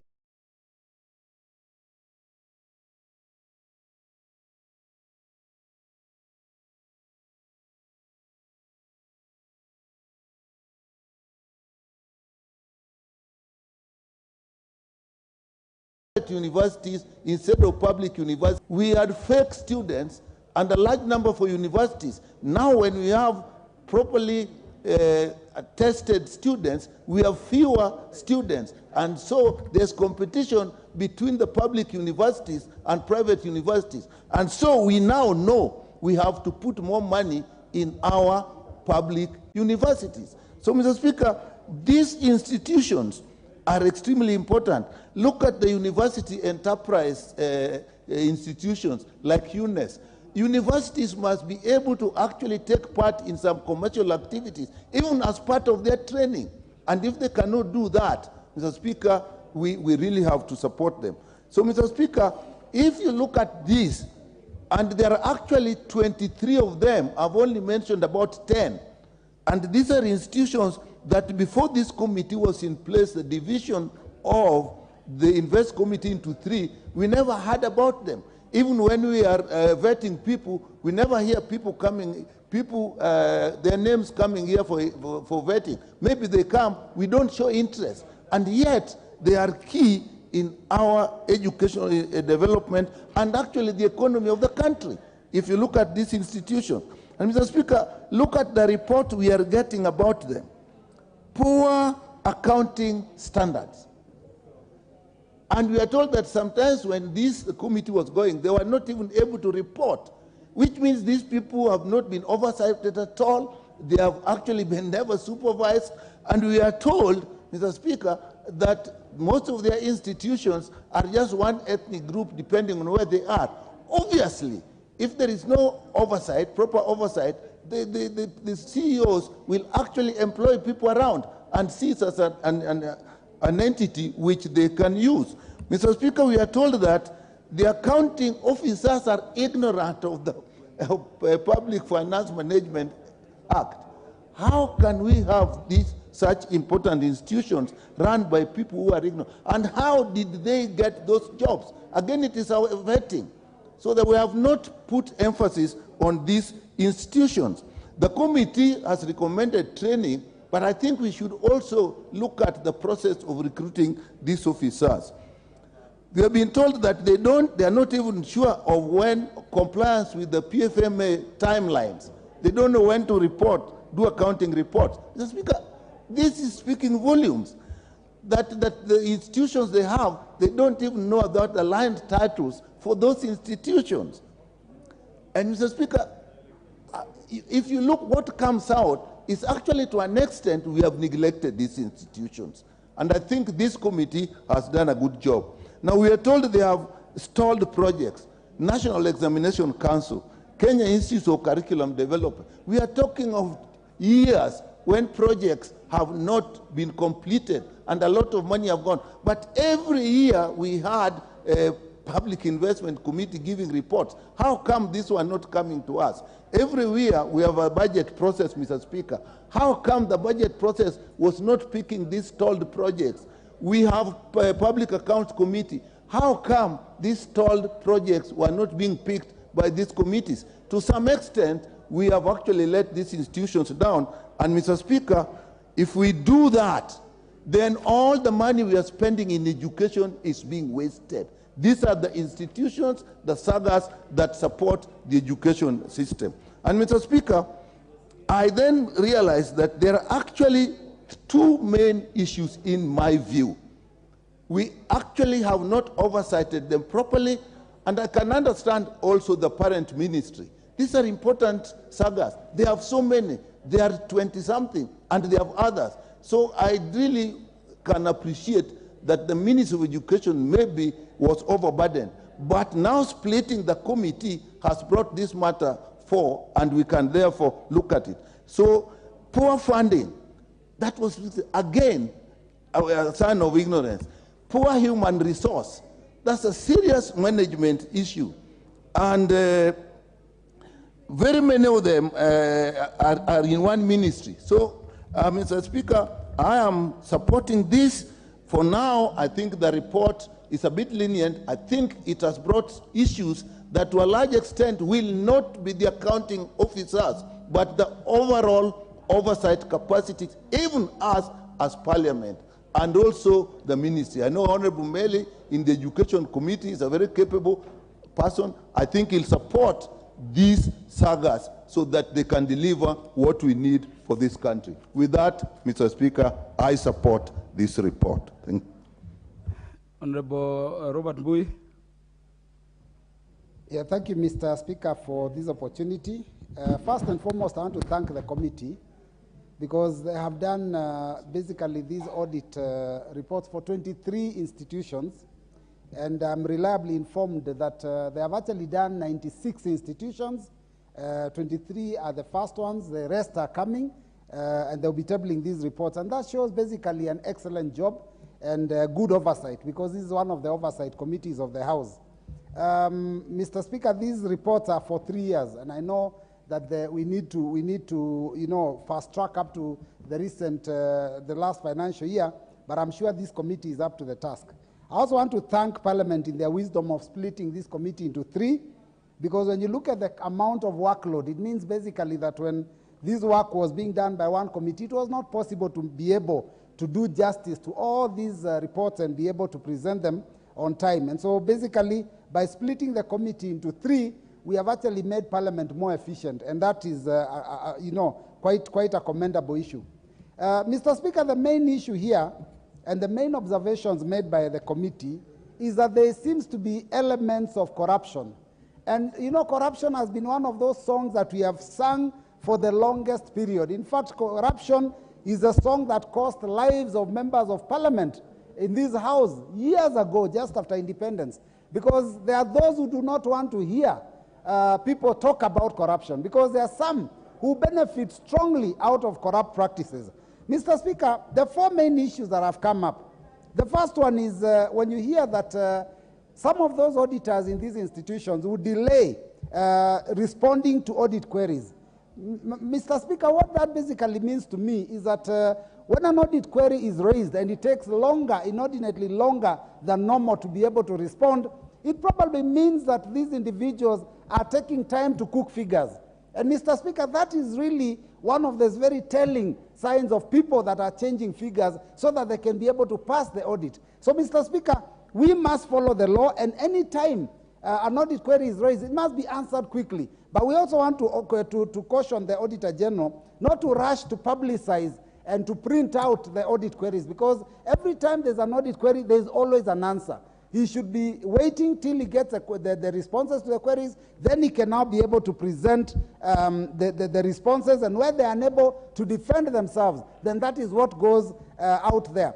Mr. Speaker, the second issue is the issue of ethnicity, and this seems to be a major problem. Mr. Speaker, it is not just in these state corporations that this problem is occurring. It is also at the national level, Mr. Speaker, because after the last election, and you know, inclusivity, which is one of the issues that we as AZIMIO are raising when we are having the talks with our counterparts. Inclusivity is one of the values and principles of Article 10 of our Constitution, which says that every corner of the country, every ethnic group must be involved in governance of this nation. And Mr. Speaker, when you find an institution where people that are operating there, all the top leadership, is from one ethnic community in this country, that obviously smacks of corruption, that is nepotism, and that is against the Constitution of the Republic of Kenya. And Mr. Speaker, none other than the Deputy President himself told us that Kenya is a company limited by shares, and that only those that voted for Kenya Kwanza will be able to benefit from the largesse of the government. Mr. Speaker, that means development, that means opportunities of employment. Mr. Speaker, that is why we have a problem, because we always get leadership that believes that when you win an election, then you have to benefit only your people and not the whole country. We must find a way to unite the country. Mr. Speaker, the other issue is the issue of projects taking too long, projects taking forever. What is order, Honorable Owenbaya? It's not in my place to stop my counterparts in the minority, but you see, when he makes statements that are not, that are a figment of his imagination, that are not factual, we need to stop him in his tracks. The Deputy President was very clear about what he said, and he has clarified it many times, that as long as you are a Kenyan, you are a shareholder in this country, and therefore you are entitled to all and sundry to the benefits of a government, and therefore to say things about the Deputy President and shares, I think you didn't hear properly. As long as you are a Kenyan, you are a shareholder in this government, and you have an opportunity to benefit. I thank you. In fact, it was a point of information and correction. So, Honorable Mbui, proceed. Don't contradict your counterpart. Thank you, Mr. Speaker. I will not go and put words in the Deputy President's mouth, because he spoke and we all heard. Mr. Speaker, the third issue is the issue of projects taking forever to be concluded. Now, there are several things that occur, because I hear, like the Kenya National Examination Council building that has taken 37 years. Several things that will happen. One is that if it takes too long, there are penalties that are constantly charged for the delays.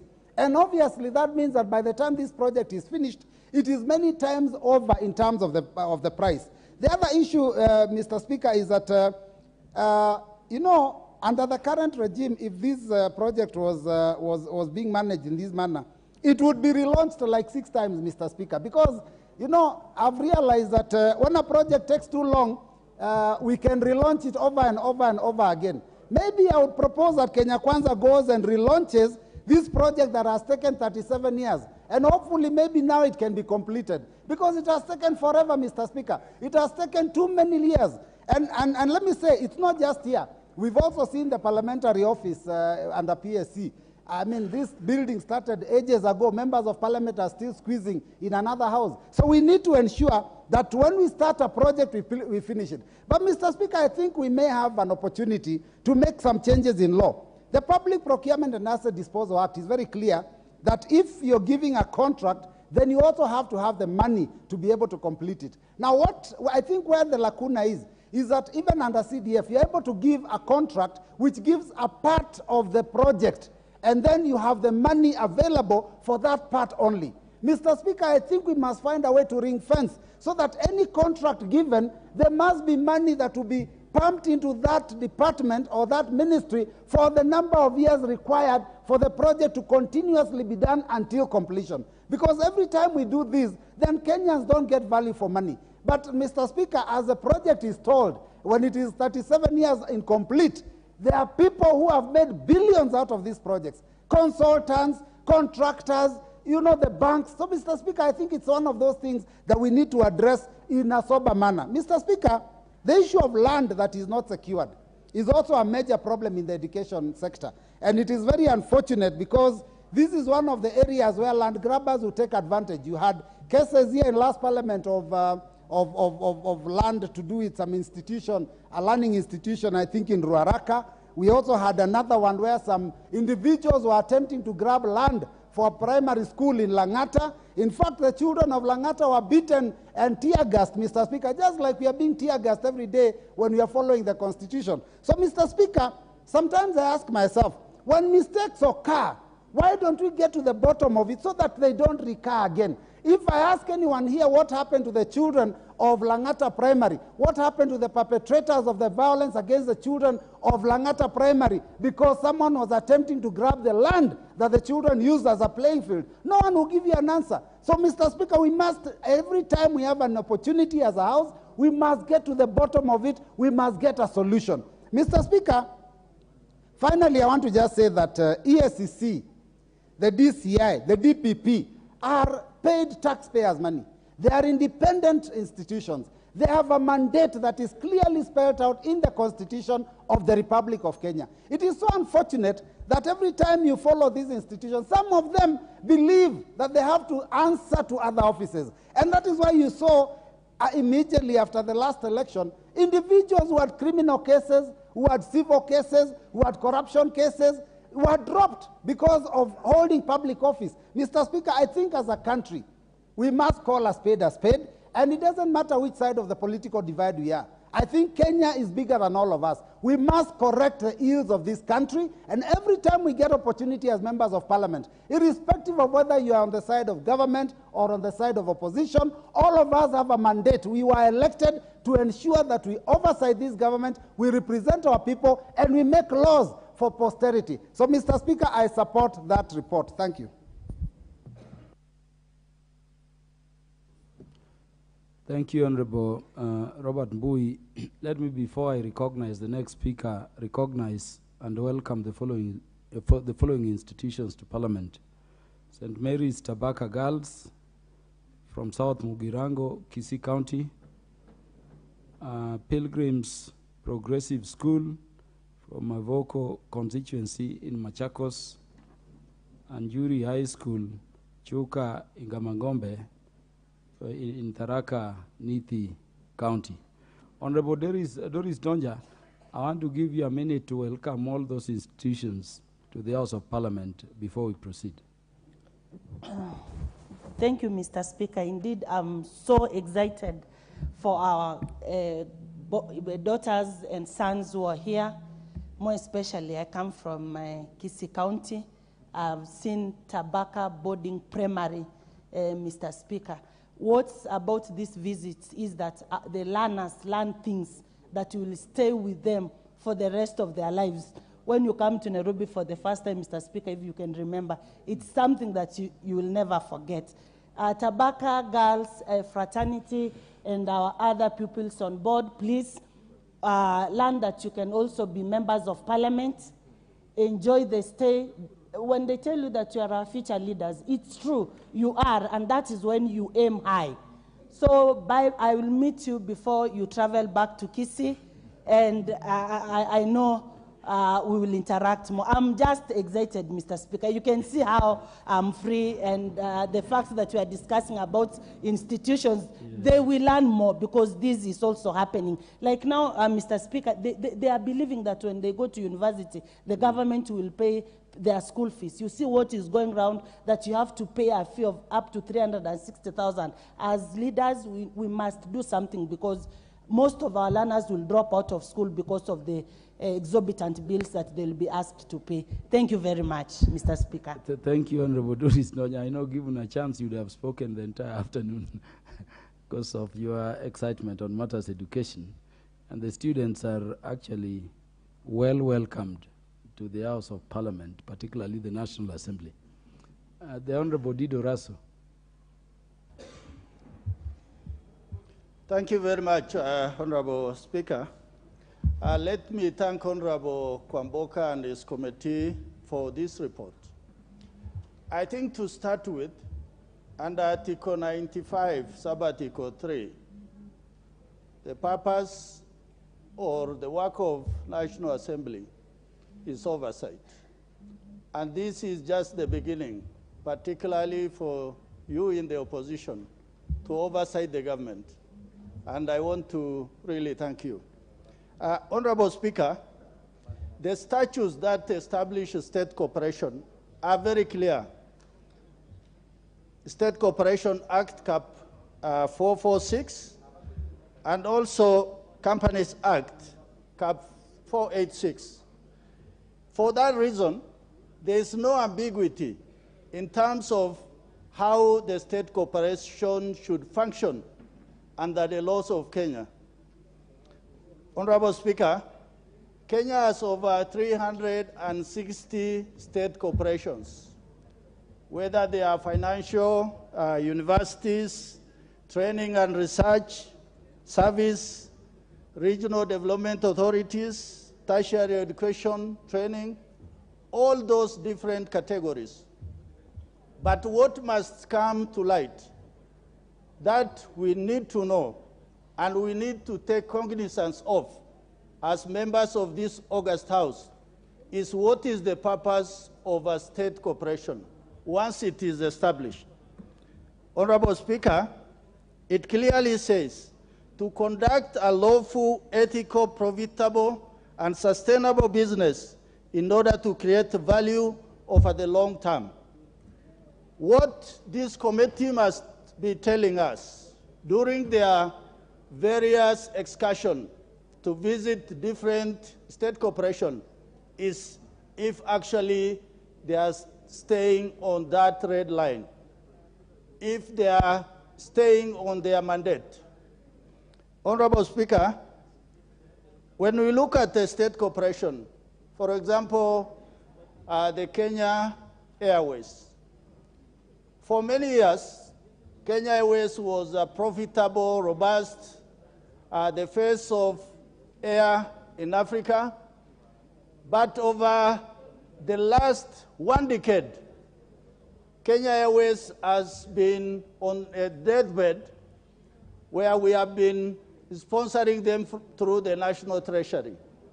I think for the last 2 parliaments where I was serving, all of them, we were actually funding Kenya Airways. What this committee must do, you must extend your tentacles to see which are these money guzzlers that are actually eating from the National Treasury.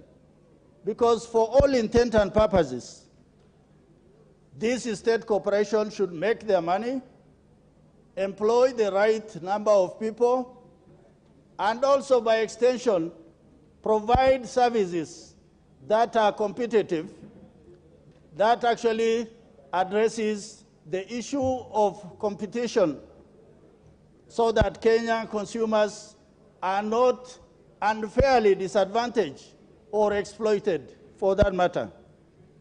Honorable Speaker, the word cash cow came about when we started talking about state corporation.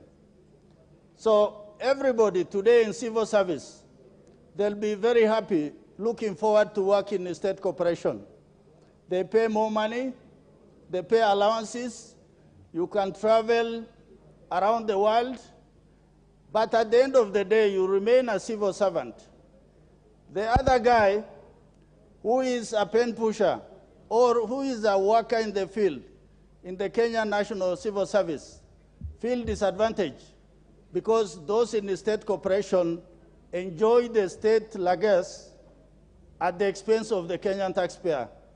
And for that reason, when we say, is there a value for money in a particular state corporation, we are actually saying, are they able to meet their basic needs without returning to the public coffers? And I think the answer for majority of them, maybe even 330, basically they are depending on the state coffers. And I think that is what the committee must tell us. Are there those state corporations that should wind up?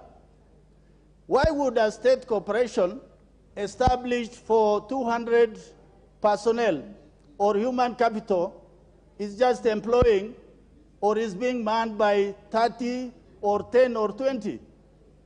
It simply means that that particular state corporation is not serving the purpose for which it was formed in the first place.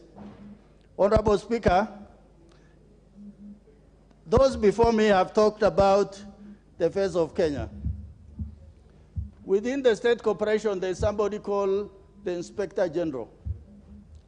What this House must mandate that individual is for him to ensure every year or every biannual, for him to report to this, him or her, to report to this House that a particular state corporation is employing only this group, so that the fairness that the speakers before me have talked about is actually actualized.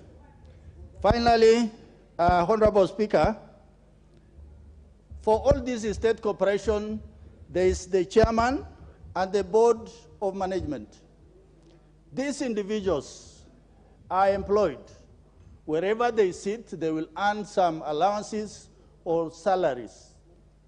These individuals must earn their rightful place in ensuring that the Kenyan taxpayer is actually guarded against exploitation and wastage. Thank you, Honorable Speaker. Dido Raso, the Honorable Emmanuel Wangwe. Thank you, Honorable Speaker. And Honorable Speaker, on the onset, allow me to appreciate the report by the Committee on PIC, particularly education and governance. As well, appreciate my colleague, the Honorable Member for Bumula, the Chair, for really delivering such a very strong report on the floor of the House. Honorable Speaker, I also want to compliment the committee, particularly for being the first committee to lay, Public Investments Committee, to lay a report on the floor of the House, especially during this 13th Parliament. Honorable Speaker, I will emphasize on a few issues which basically touch on lawfulness and effectiveness on how the report has been delivered, Honorable Speaker. Honorable Speaker, deep inside this report, there are 2 or 3 issues which have been really captured that caught my eye. The issue on lack of staffing or staff establishment. Honorable Speaker, what is it that an organization will be saying that it doesn't have staff? What is staff in an organization, Honorable Speaker? In other words, as much as the staff, however crucial it is a key component, Honorable Speaker, to deliver what is lawful to that organization. And Honorable Speaker, when we have formed an organization, which particularly this report touches on, and I will single it out, Kenya National Innovation Agency. In this report, Honorable Speaker, it mentions that it talks of shortage in terms of staff establishment. What kind of innovation shall we be now looking forward to seeing from this organization? Yet in itself, it is not up to standard to deliver its own mandate. Honorable Speaker, this is just but a simple way of how organizations are just withholding what is actually their mandate. Instead, they want to buy time in a manner to suggest that they do not have the requisite staff establishment. So that, Honorable Speaker, they are not able to deliver the mandate on time and when they are called upon to do so. Therefore, Honorable Speaker, I really want to appreciate and thank the committee for singling that out, because it cuts across. Wherever you look, whatever report you look at, it talks about a shortage of staff. The staff have moved from the ministry to this agency. These are secondment. And Honorable Speaker, when you second some staff, that particular staff is taking like two roles. Yet Kenyans, Mr. Speaker, are in search of jobs. Why should somebody be seconded from a ministry? Why can't he go back and do his original duty, Honorable Speaker? That issue of secondment is killing job opportunities for our youth, and we need, Honorable Speaker, to stamp authority and stop that issues of secondment. Honorable Speaker, in this report, the committee has noted the issue of budgetary control and performance. Honorable Speaker, what is it that you look at an organization which simply does not do simple accounting, matching of purchase orders and payment vouchers? Anyone who has been in a class of KATC, which is now defunct, Kenya Accounting Technicians, as an accountant, Honorable Speaker, should be able to match POs to payment vouchers. How about, Honorable Speaker, a whole state corporation headed by a chief executive officer?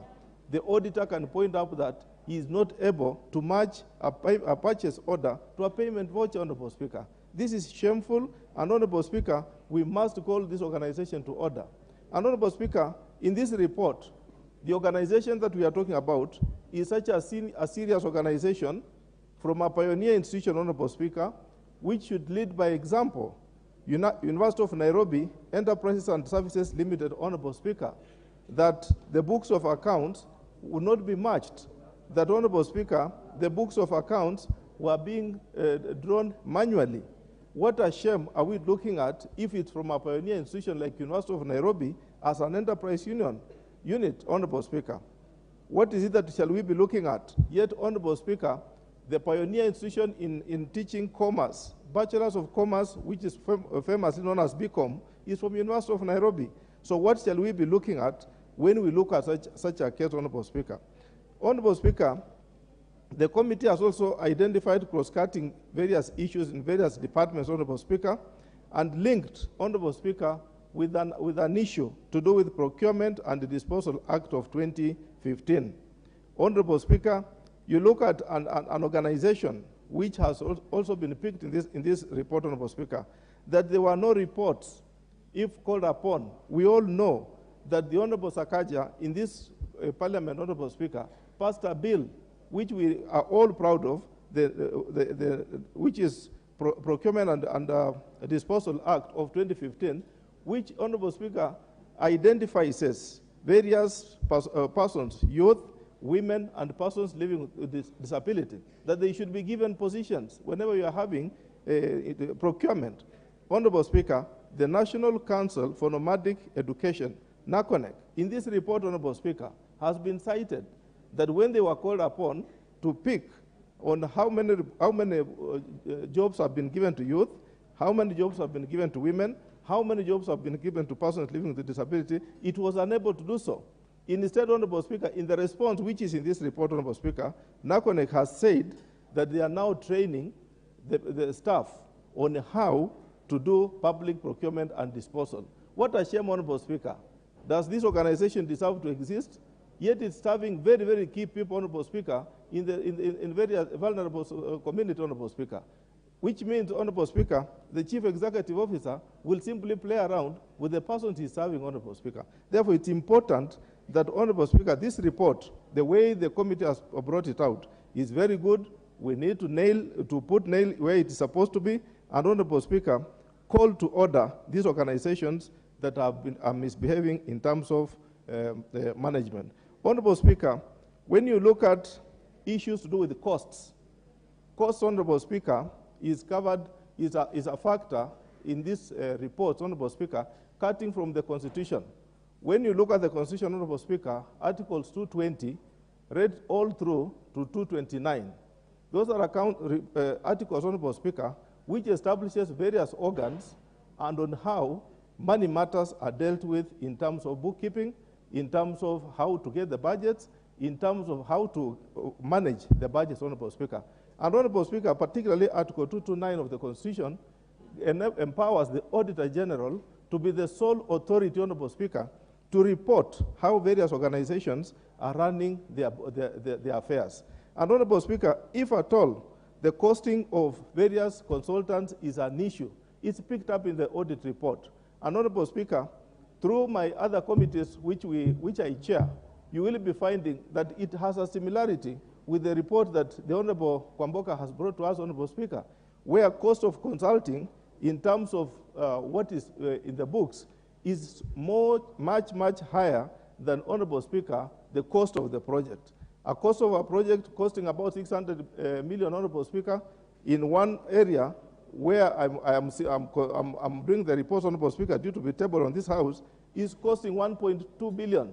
And in similarity, Honorable Speaker, with what this committee has found out, that is the position, Honorable Speaker.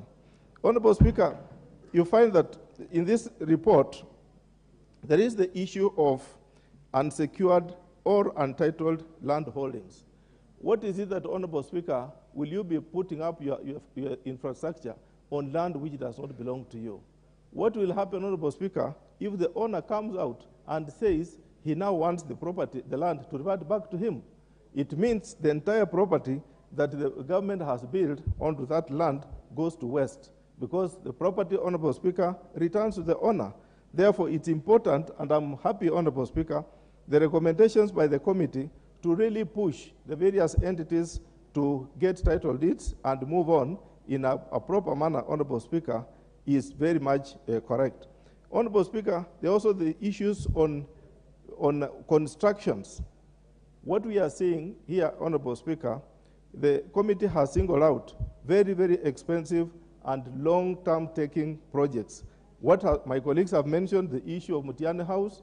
We came into this House, Honorable Speaker. We tried to fund it, Honorable Speaker. The funds were rejected, Honorable Speaker, because there was no structures on how to get to proceed. Therefore, Honorable Speaker, these issues are very welcome, and my colleague, Honorable Kwamboka, you've done a good job, and we just wish, Honorable Speaker, that also we make sure, whereas we are oversighting various organizations through such reports, let also Parliament not be part of these reports when PAC will be bringing the report in terms of the Bunge Towers. We hope the management of Parliament. Let me recognize the following institutions, both in the Speaker's Gallery and in the public gallery. In the Speaker's Gallery, St. Joseph's High School, Kitale, from Saboti constituency, Trans Nzoia County. Also in the Speaker's Gallery, St. Joseph's Boys, Kitale, Saboti, Trans Nzoia, that is the same one. Then we have in the public gallery, Menengai Primary School from Nakuru East constituency in Nakuru County. And then I'm told there are various youth leaders from across the country also in the Speaker's Gallery to observe the proceedings. On behalf of the Speaker of the National Assembly, the Honorable Moses Wetangula, you are welcome to observe proceedings in the National Assembly. And I will give, therefore, Honorable BABU OWINO must speak. Yeah, but he'll only speak after Honorable Lillian Sioi has welcomed the students from Trans Nzoia and all students to the House of Parliament. Honorable Lillian. Thank you, Mr. Speaker. for granting me this chance to welcome my students from Trans Nzoia County. Mr. Speaker, these are one of the most performing schools in Trans Nzoia County, and my message to you, our boys, we were once seated there, today we are here, and I know tomorrow it will be you sitting here.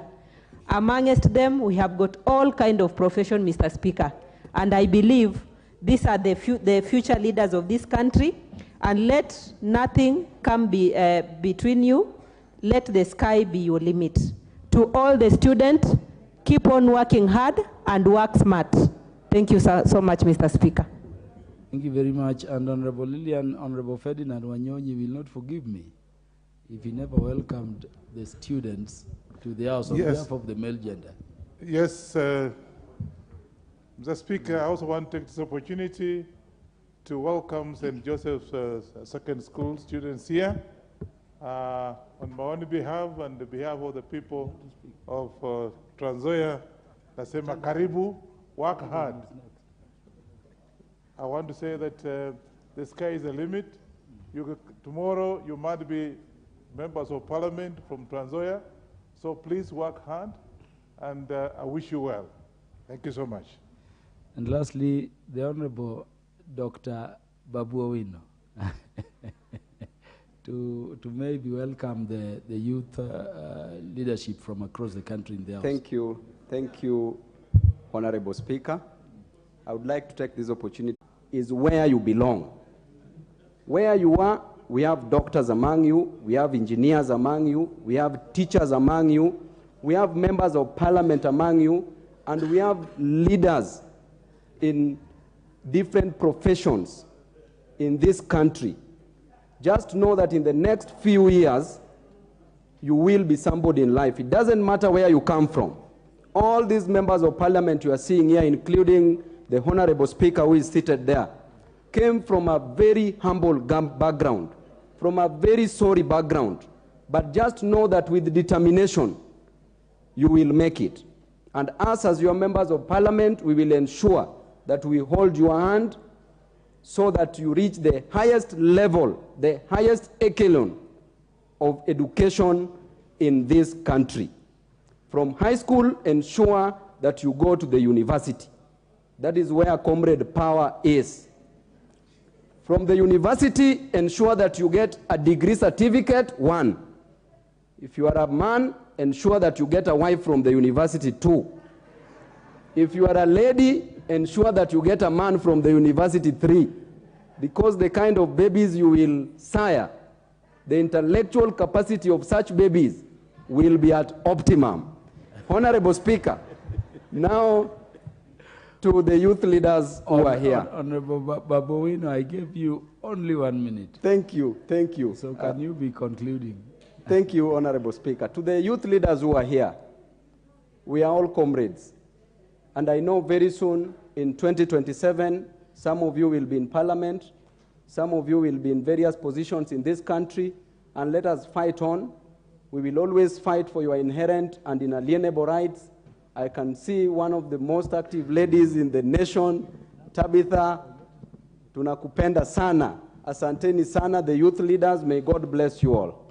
Asanteni. Thank you very much. Let me, I know all youthful MPs want to speak, but there is a way by which we do things in Parliament. So I would request we return to the main business we are transacting. Let me call upon Honorable Samuel Atandi to make his presentation. Thank you, Honorable Speaker, for giving me the opportunity, first of all, to contribute to the motion on the floor. But before I do that, let me join my colleague BABU OWINO in welcoming the youth leaders who have come to Parliament today. I know Tabitha is one of our strong women, young women leaders in this country, and she's here together with her colleagues. Welcome to Parliament. I see her as also joining us here in the next Parliament. Thank you, Honorable Speaker. Honorable Speaker, back to the motion. I would like to say that I support this motion as ably tabled by the chairman, Mr. Honorable Wamboka.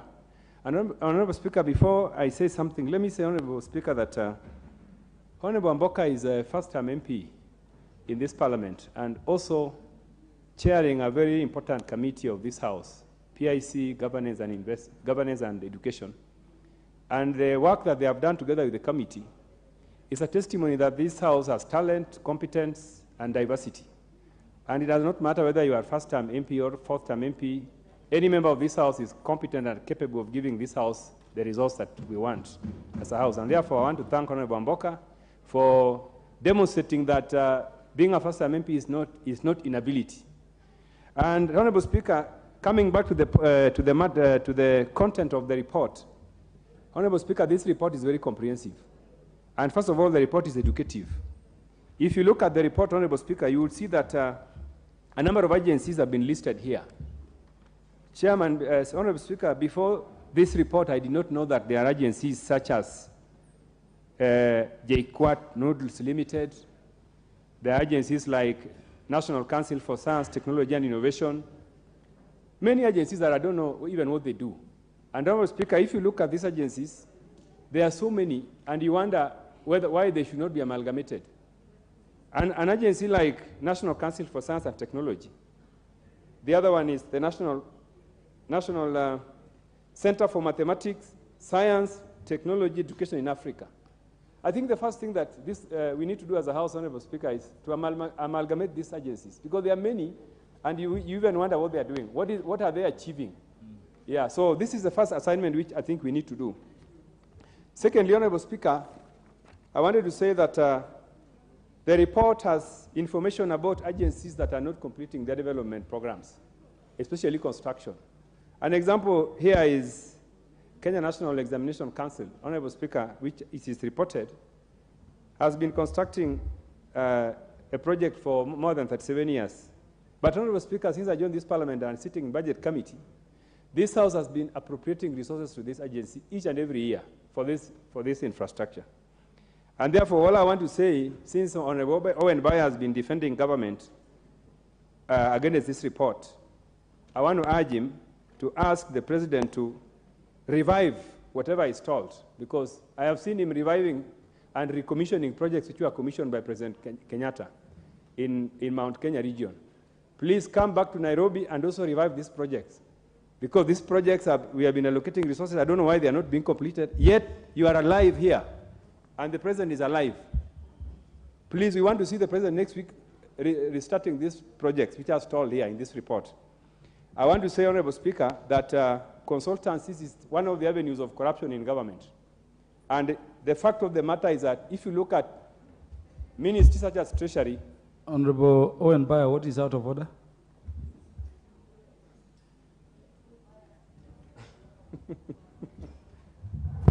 Thank you, Honorable Speaker. Honorable Speaker, I want to assure my friend Atandi, the MP for Lagos Soga, that the President is keen to revive all projects, and that he will be here to ensure that all projects that have been given money and have been started are complete on time. So I would like to ask you, Honorable Atandi, to wait for us. We will do that, and we love you for telling us to do our job, because that is the job of the minority and the job of the opposition. We thank you for telling us to do our job, because that is your job to do it. We thank you. Honorable OWINO, that was a point of information. Thank you. Possibly imposed on Honorable Atandi without request. Honorable Atandi, proceed. Thank you, Honorable Speaker. I wanted to say that there is this issue of consultancies in government. And Honorable Speaker, if you look at the budgets of a department such as Treasury, you will find that every year there is an allocation of a humongous amount for consultancies. And the information I have, Honorable Speaker, is that the reports, the consultancies are basically revived. What was consulted for in the last financial year is being requested for consultation in this financial year at the same fee. And the consultants are the same. What they do is they simply just, they just mark the reports and then they copy them again. So the committee proposing that these consultancies is the basis for swindling public resources is something which we need to investigate and support, because we have realized that corruption in the consultancy sector is budgeted for. And I know that they are briefcase consultants. Most of them are also on Twitter, Honorable Speaker. they support government on Twitter. If you see some of these consultants on Twitter, they really campaign for government. They defect each and every morning. Today they are in government, tomorrow they are in opposition. If they are invited and given these consultancies, they now support government. And there's nothing value they are adding to the taxpayers. And therefore I want to say, Honorable Speaker, that this House must be very vigilant. The other issue that I wanted to say, Honorable Speaker, is on national inclusivity. Honorable Speaker, this country, the civil service and public sector is being run in a way that this House should never support. We cannot have, for example, Honorable Speaker, a department where 90% of employees come from one ethnic community. And this is also an example in this executive, Honorable Speaker. We have one of the worst executives in this country, Honorable Speaker, where the executive of this country is ethnically and intellectually imbalanced. Because if you look at the executive, if you look at the cabinet, there are very few intellectuals. Most of them are, people you cannot even, judge. And if you want to rate them among competent Kenyans, they will never even be halfway. So the imbalance that is there in this executive, in terms of ethnic diversity and in terms of intellectual capacity, is one thing. And we cannot be told that the government will do something. They will not do anything because the feast begins rot from the top. Immediately the cabinet is constituted and it is rotten. Everything will be rotten until the small agencies of government. Therefore, I want to say, Honorable Speaker, that I don't know what this House will need to do, because I know when a topic like this is brought before this House, then members of Parliament begin to regroup and we begin to see each other in terms of tribes.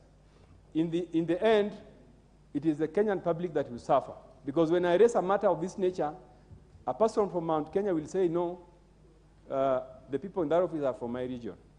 A person from Coast will do the same. And this is the reason why this country is hurting. So, Honorable Speaker, the question of regional and ethnic diversity is something which is well explained in the Constitution. And it is time this House becomes very tough and begin to insist that we want to see that diversity reflected in public offices. Thank you, Honorable Speaker. Again, I want to say that, Honorable Speaker, oversight is an important function of this House.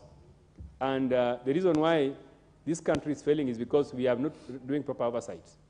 If we begin the way Honorable Wamboka has begun, of presenting a knife-cutting, a sharp-cutting report like this one, we will urge other oversight agency committees in this House to do the same. And in the end, Honorable Speaker, we will be able to help this country in terms of addressing the gaps that have been highlighted in this report, such as 1, weak systems, 2, corruption in these agencies, and etc. Honorable Speaker, thank you, and I support the report. Thank you, Honorable Atandi. I recognize Honorable Cecilia Ngetit, then Honorable Mary Emase, in that order. Thank you, Honorable Speaker, for giving me this chance to add my voice on this report. I want to thank the committee that has brought this report to the House. The report is so comprehensive and it is candid. I want to congratulate the chair and the entire committee. Honorable Speaker, we will agree, all of us will agree that our roles are the same as legislatures, irrespective of which divide of the House we come from. When it comes to oversight, it becomes our role that is basic to all of us. Whether we are in government or in opposition, oversight is our role. And when an oversight report like this one is brought on the table, Honorable Speaker, it is our role as legislatures to pick out things that are really speaking into the lives of Kenyans. I want to support this motion, this report, that indeed it has talked about the evils that are bedeviling Kenyans.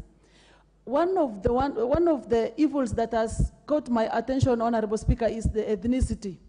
It is true, and it is in public domain, that presence of some tribes in government institutions is very questionable. If you did a head count, even by guess, but just by looking at them, you will find out that some of the tribes are missing in institutions of government. Looking at a tribe like Turkana, since creation, there has never been a CEO in this country coming from a Turkana tribe. Mr. Speaker, that speaks to us that indeed regional balancing is a dream yet to be realized in this country. And it's not that no educated people in that particular community. Most of our communities have taken their children to school and they are qualified to take these positions, Honorable Speaker. The other evil that is eating our country up is corruption, Honorable Speaker. As well put in the report, corruption comes out and it is taking our country to dogs, especially on contracts and hiring of, and getting the job opportunities. You find that, Honorable Speaker, every time there is a tender notice, money exchange hands, then we end up giving contracts to quack contractors, and that will result to poor construction. We will not get value for money, Honorable Speaker. Then the other evil that has been pointed out by the report is the behavior of the CEOs, the accounting officers. Honorable Speaker, we want to tell the CEOs of this country that when you are in that office, please don't imagine that you are a CEO representing your village or representing your tribe or representing whoever put you there in an irregular manner. You have to know that you are a CEO of an institution that is public in nature, and you are answerable to each and every Kenyan from all corners of this country, Honorable Speaker. Honorable Speaker, the report goes ahead to tell us about stalled projects by some government institutions. Honorable Speaker, in the northern Kenya, it's either these institutions are less or none at all. In places where I come from, I'm learning, just the way Honorable Atandi is learning about some agencies he has never heard about. Even me, Honorable Speaker, as a county MP for Turkana, there are institutions I've never known they exist in this country. But when you are here in Nairobi, and some of them in nature are supposed to be down there on ground. When you look at their job description and the activities they are supposed to be doing, Honorable Speaker, you realize they are supposed to be somewhere in a border point between Kenya and Ethiopia in some Turkana village. But you find that presence is zero completely, Honorable Speaker. Then now, our good report goes ahead. On the recommendation parts, Honorable Speaker, they are very friendly, yet the report itself is heavy. But when you look at the recommendations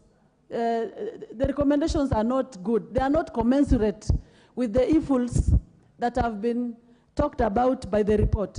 So I want to appeal to this Oversight Committee that please relook at the recommendations so that they are commensurate with the evils that these government institutions are doing on our people.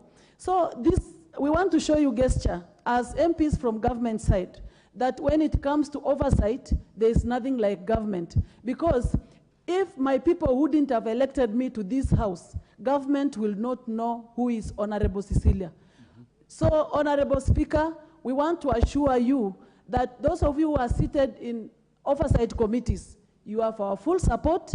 When you point out an evil from government, we will support you. All our prime reason of being here is every Kenyan should get what he should get. Every Kenyan should get services as enshrined in the Constitution. So, Honorable Speaker, thanks so much for this opportunity. I want to applaud this committee. They have done a tremendous job. And from remarks by Honorable Atandi, the chairman of the committee is a first term like us. So that should speak to the would-be powers that it is not about being the first term. It is about the intellectuals of the honorable member. Thank you, Honorable Speaker. Honorable Cecilia Ngititi is always to the point. Honorable Mary Emase. Thank you, Honorable Speaker, for this opportunity. I also join my colleagues in adding my voice to the debate. And from the onset, I want to also commend the chairman, Honorable Wanami Wamboka, Chair of the Public Investment Committee, for this very good report before us. Honorable Speaker, one of our key roles as members of Parliament is oversight.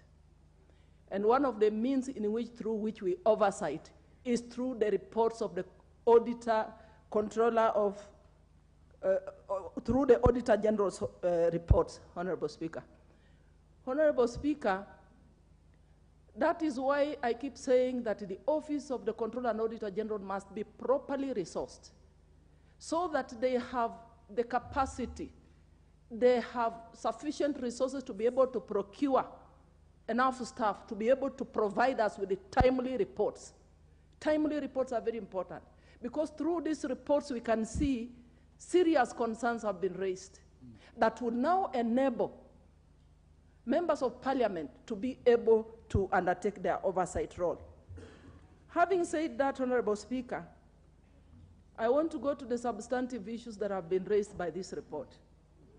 One of them being that the untitled public land, some of which has been encroached into. Honorable Speaker, this doesn't cut across only these sagas that have been mentioned in these reports. Even when you look at a number of our schools and many other institutions, you find there's a lot of public land that has not yet been titled. And at this juncture, Honorable Speaker, I want to urge the Minister of Lands. While processing title deeds, we hear them issuing title deeds to various communities across the country. Let them prioritize public land for government institutions, public land for schools, so that all this public land is titled, Honorable Speaker. And one of the purposes of this audit is so that these sagas institutions can actually enhance their productivity or improvements in their operations, to improve in their operations. Because the audit is able to uncover some of the limitations, some of the challenges, which then enables these institutions to be able to improve and therefore enhance and improve service delivery to the people of Kenya. Honorable Speaker, also in this report, it raises a concern about projects that have become white elephants. Incomplete projects that have been there for more than 35 years. And what this means is that the Kenyan people do not get value for money. The benefit which was intended to be derived from this implementation and the complete implementation of these projects is therefore lost. And I want to urge these sagas to borrow from NGCDF. NGCDF today has a policy that before we budget for any other project, we must complete ongoing projects. So if we can have a policy, legislation, this transcends any transition, leadership transition, or because the projects will have to be completed, Honorable Speaker, so that it does not become a milking cow, a cash cow, it does not become a white elephant. Honorable Speaker, having said that, I also want to echo the issue, one of the other concerns, that most of these sagas have failed to adhere to the gender, the ethnicity, regional balance, and other considerations in staffing. This is one of the areas of contention. Most Kenyans, especially marginalized communities, like the Iteso community where I come from, you'll go to many offices and you'll not find a TESO. Honorable Speaker, that's why you find some of the marginalized communities, we are even agitating for our own counties because of marginalization. There is no equity in distribution of jobs in this country.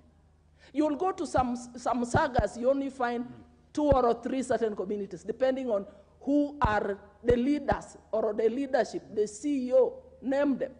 So I want to add my voice to the rest of the members who have said there is need for equity. And therefore, the recommendations by the committee to all these sagas that they must comply to the provisions of the Constitution. They must comply to the provisions of the PFM Act, even in administering the resources that we have budgeted for on behalf of the people of Kenya. Honorable Speaker, I want to just thank this committee. This is a good job, it's commendable, and we must continue to support the Office of the Controller and Auditor General to be able to give us reports like this so that we're able to take action, so that we're able to make recommendations, so that we're able to follow up to ensure that there's value for money for the people of Kenya. Thank you, Honorable Speaker. The Honorable John Waluke, MP for Sirisia. Thank you very much, Honorable Speaker. I want also to join my colleagues to contribute on this motion. But first, I want to thank the chair of the committee and his committee, Honorable Speaker. The chair has done a marvelous job, Mr. Speaker. And I want to thank the initiative of the Speaker for dividing this committee, PIC committee, into three. And Honorable Speaker, it is really making the work of Parliament very efficient. And if we continue like that with other committees that are heavily loaded with a lot of work, Mr. Speaker, they should also check into that. Mr. Speaker, it is true that there is misuse of public funds in many institutions, Mr. Speaker, as the chair of the committee has put it.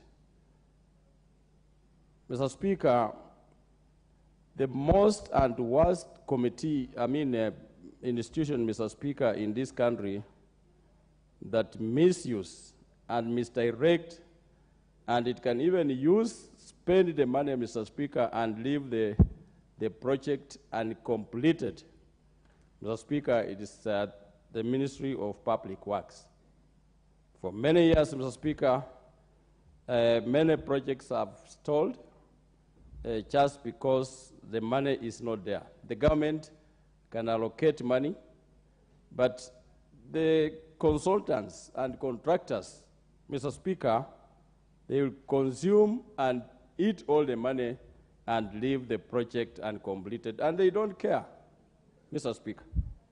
And this, Mr. Speaker, should come out clearly, and the investigators of this country, Mr. Speaker, either on corruption and DCI, should look into this, that why a project can take 30 years, and the money being allocated every budget year, and the project take 5 years, even after 5 years, as I speak, it is not complete. Why is it like that? It's because of poor management of the institution, Mr. Speaker, and this has been proven even on the committee, Mr. Speaker. One time when I was on the implementation committee, Mr. Speaker, I witnessed. And even this, as we are talking, Mr. Speaker, we are contributing on this floor. After this, we are going to pass this report, Mr. Speaker, and the implementation committee should take initiative to make sure that what we have passed is implemented. This committee is also, Mr. Speaker, letting Kenyans down. Kenyans need to have value for their money because they contribute. Like this time, Mr. Speaker, it is hard to get money, and the public is really feeling it. So, Mr. Speaker, like these projects we are talking about, taking 35 years uncompleted. And in one way, Mr. Speaker, either if it is us who allocates the money, we also take a blame. Like we have been allocating money to Kenya Airways. Every year we take the money, we allocate the money, 20, 50 billion, and it is siphoned by some people. And another year, even this year, I think we have allocated money. So we also need to check into this so that our work in the House be perfect, and so that the public should not talk ill of us, that we also misdirect the money to some institutions that are not working. Therefore, Mr. Speaker, I support the report of the chair, the Honorable Wamboka, Jack Wamboka for the good work he has done with his committee, Mr. Speaker. And the issue of tribalism in this country, Mr. Speaker, as members of parliament, we need to talk about it seriously because we are the representative of the people, Mr. Speaker, and also gender. Many women of this country, Honorable Speaker, I think they can manage the money properly more than us men. Because in the institutions where they have been, where they are, Mr. Speaker, they are not crude like us. Men can just try to take the money, but a woman will say no. Even if she will decide to steal, it will be very little. But a man can steal even billions and all, doesn't care. So the women of this country, Honorable Speaker, as a house, we need to make sure that they are placed and given good positions so that they manage the money of this country, Honorable Speaker. Thank you. I support. Honorable Catherine Omanyo, the MP for Busia County.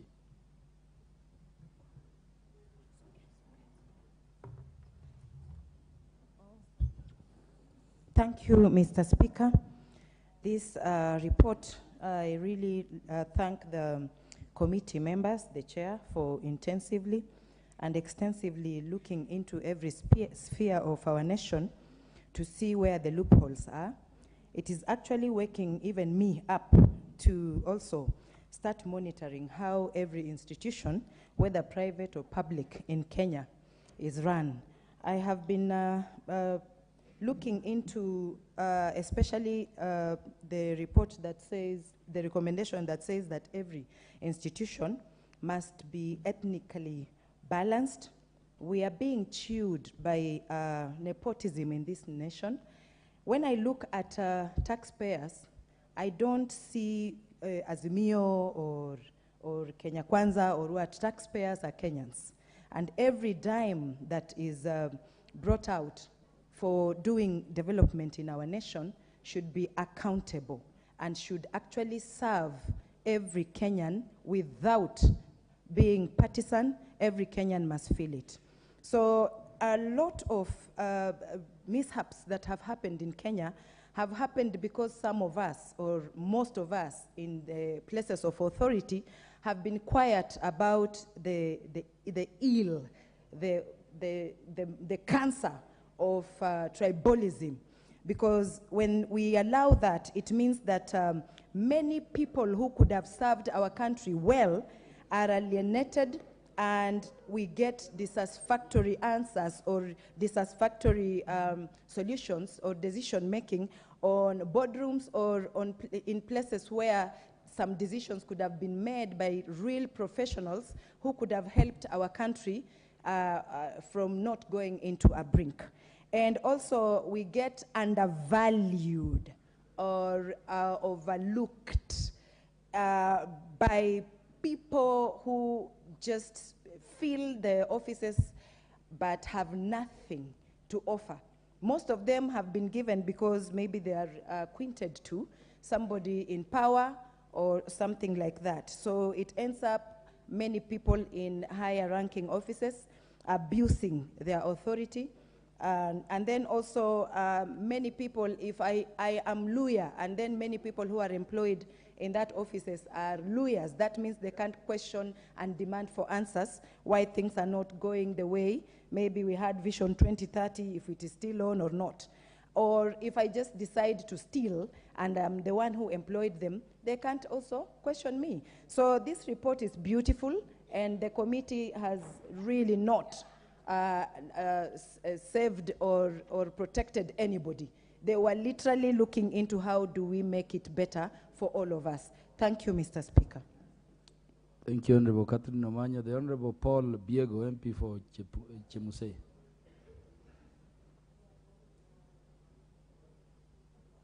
Did I say Chemusei or Chesume?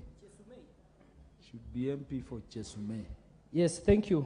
Mr. Speaker, and I don't know where you're getting that other name. It should actually be Chesumei. I apologize. Thank you. Mr. Speaker, I rise to support the report from the PIC committee, and I'm actually very proud that this report was headed by the chair, a chair who is a first-timer. So I'm very proud of Hon Jack Wamboko that you have actually spoken and you have shown the whole world that if the first-timers are given opportunities to be chairpersons, they can even be better than they can be better. Thank you so much.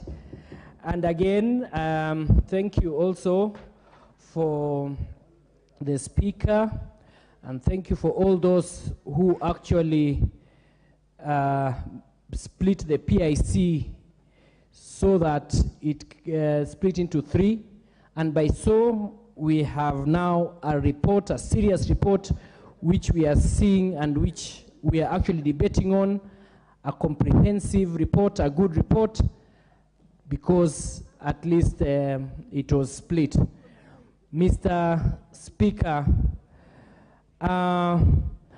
as I support this report, would also urge all the accounting officers, because as I read the report, the committee was citing non-compliance, and that non-compliance was actually from accounting officers. So I urge all the accounting officers to be able to follow the PFM Act, and many of the accounting officers need to be providing the supporting documents when needed from them, and they should also be able to give proper explanations to the Auditor General so that even our work becomes simpler when they have complied and given the Auditor General, who we believe and who we are congratulating for doing good job. Without them, probably we would not be knowing many of the nitty-gritties that take place in parastatals or in companies or in entities.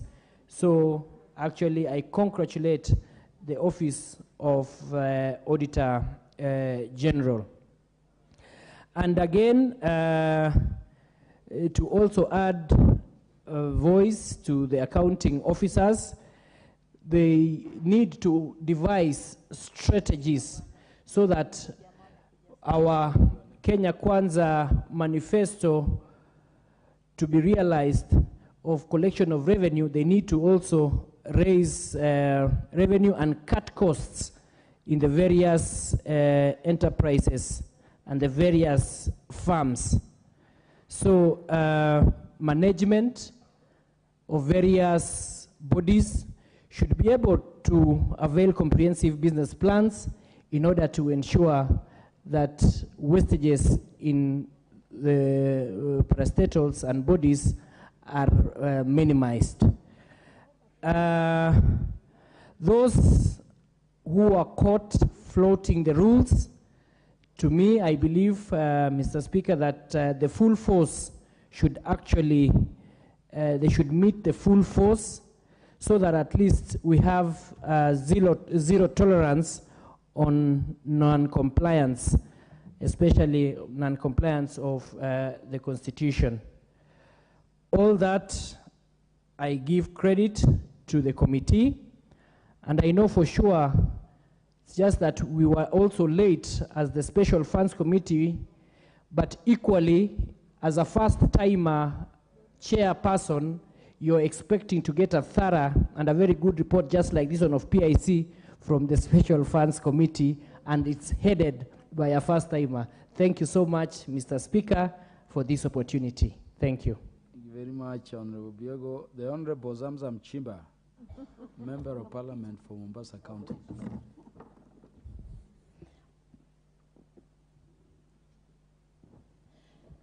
Asante sana Mheshimiwa Spika. Kama unavyoona leo nimevaa vazi la Kimijikenda, vazi la nyumbani. Kwa wale ambao wako nyumbani wakiuliza Mama Zamzam ni wa wapi, nimekatilili the second. Asante sana Mheshimiwa Spika. Nachukua fursa hii kumshukuru ndugu yangu Mheshimiwa Wamboka, asema ni mjomba wangu kwa sababu mama ni wa huko. Haya, Mheshimiwa Wamboka ambaye ni mjomba, namshukuru sana kuleta mjadala huu wa leo. Na ni dhahiri shairi kuwa pesa za umma zimekuwa zinatumika vibaya.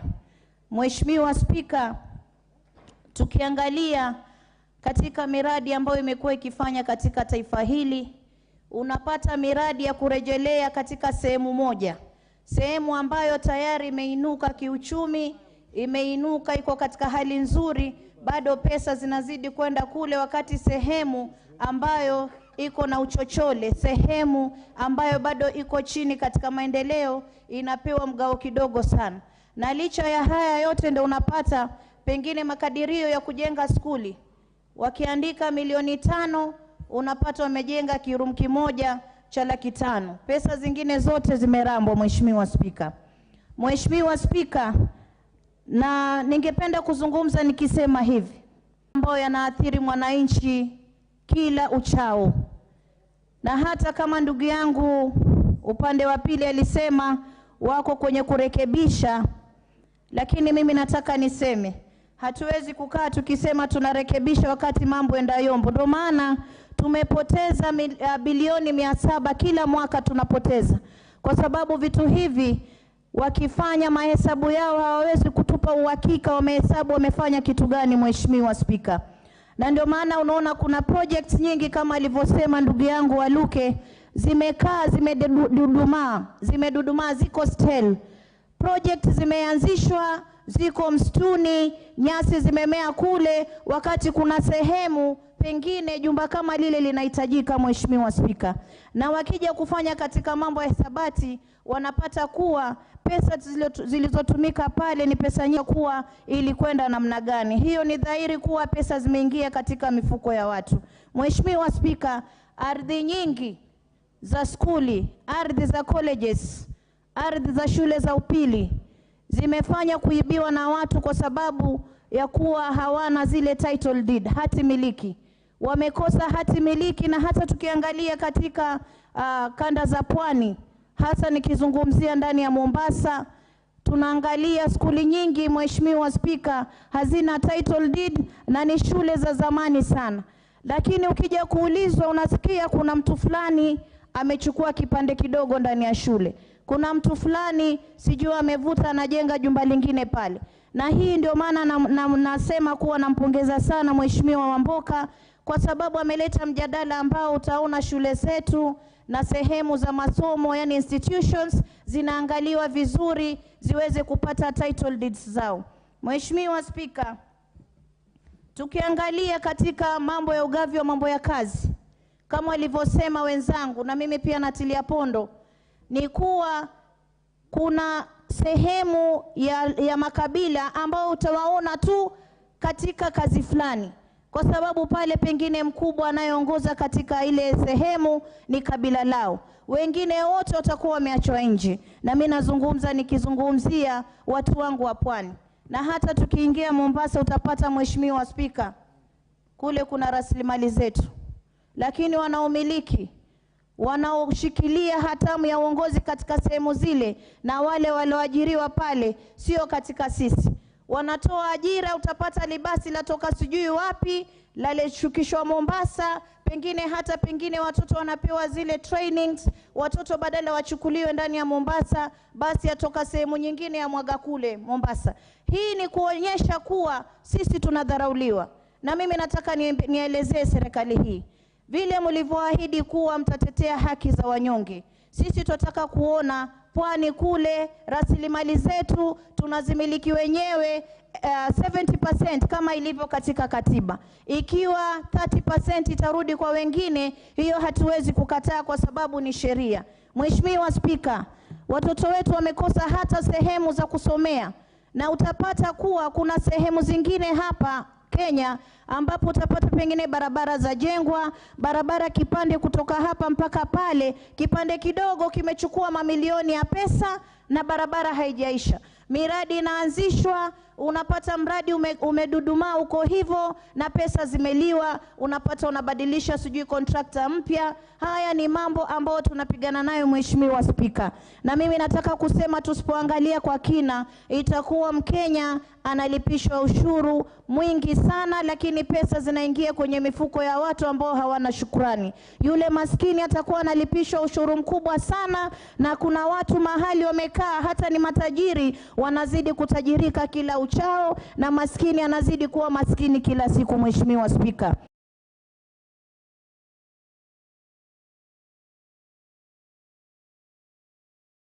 ikiwa Mombasa ama ikiwa kule Kilifi bado maendeleo hayajafika vizuri, ule mgao ukija waangalie pengine Meru kuna watu wameendelea vizuri. Kwa mfano, napiga kwa mfano mbunge wa Meru asinitoe jicho hapa. Kwa mfano nasema, ikiwa pengine Nairobi yale maendeleo yako yameshika kasi, basi waangalie sehemu ambayo yale maendeleo hayajafika ili tuweze kuwekeza huko. Mheshimiwa Spika, ili tujue kuwa Wakenya wote wanalipa nini, wanalipa ushuru, lakini kila mmoja anapata haki yake. Mheshimiwa Spika, Mheshimiwa Spika, nikimalizia mimi nataka nizungumzie mambo ya elimu na docket ya education, na ningependa hata imfikie waziri wa elimu. Sisi kina mama kaunti 47 tunahangaika sana, na ukiangalia kuna mgao uliingia kwao, pesa zile ambazo zilikuwa za kugawa sodo.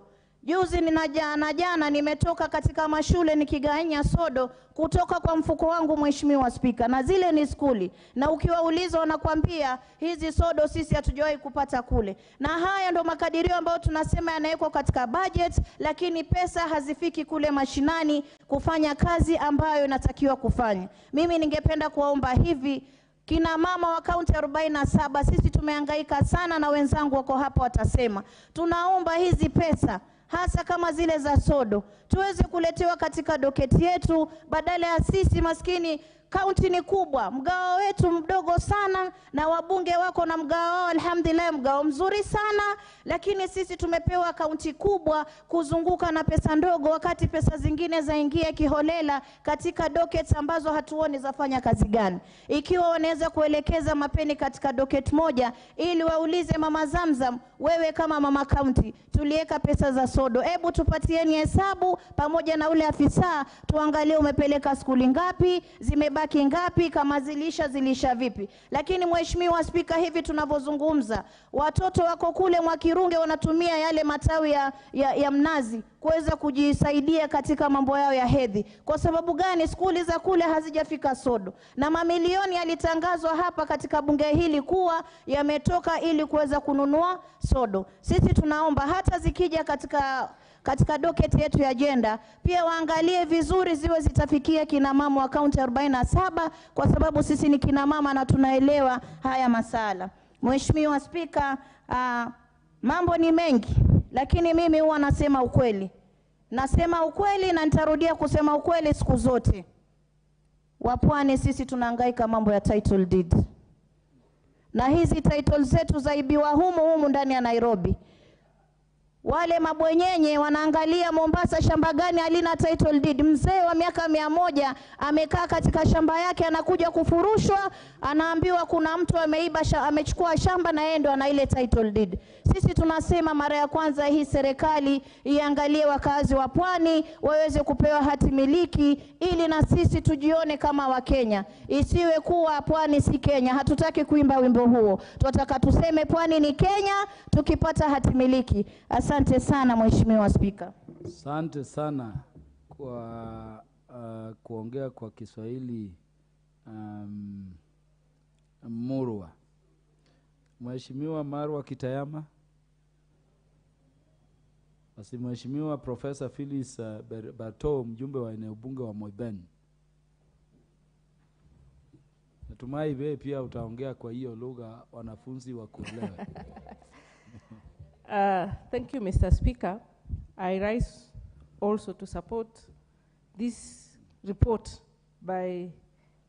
from the committee, Public Investment, from the Public Investment Committee on Governance and Education, and also to thank the Chair, Honorable Wanami Wamboka, MP, and his team for this bold move to bring to the attention of the Parliament the findings from the Auditor General.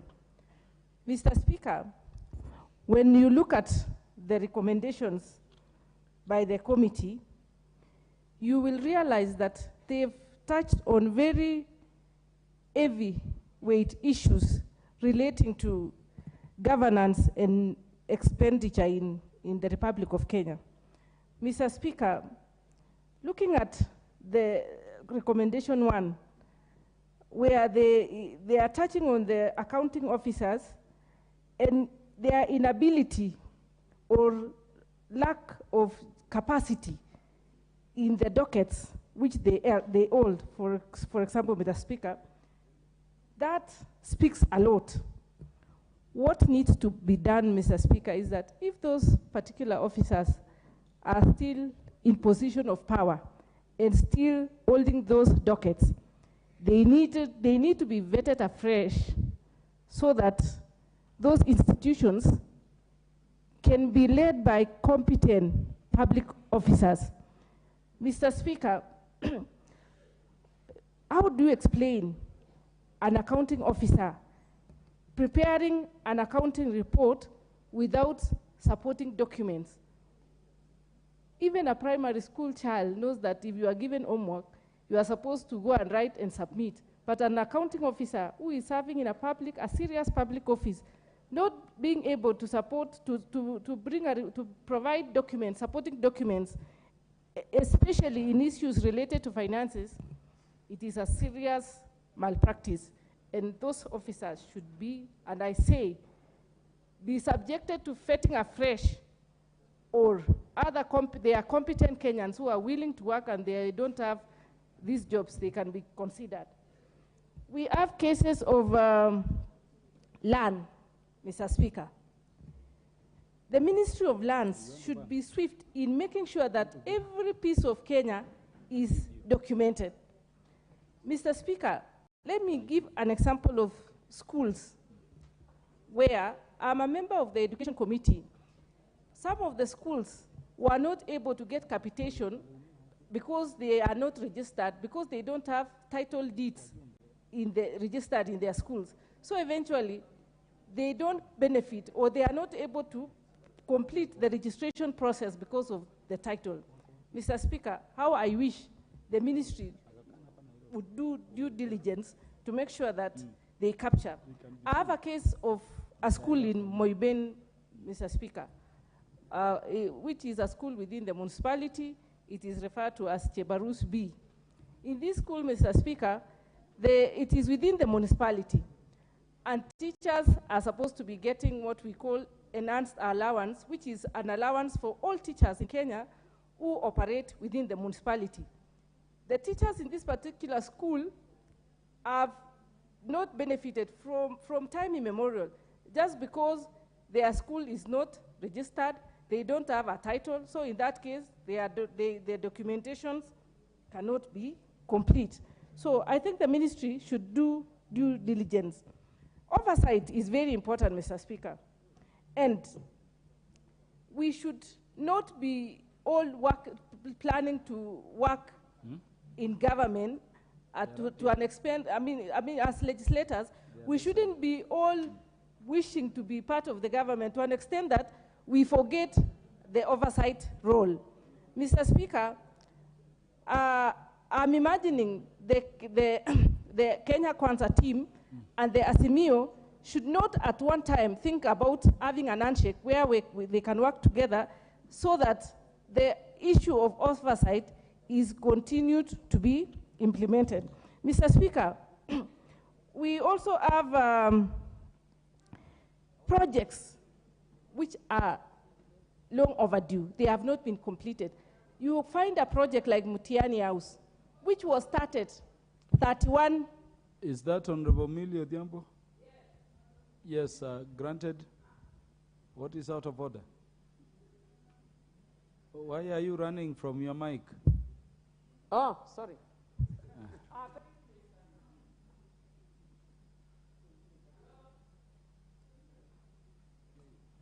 You can hear me?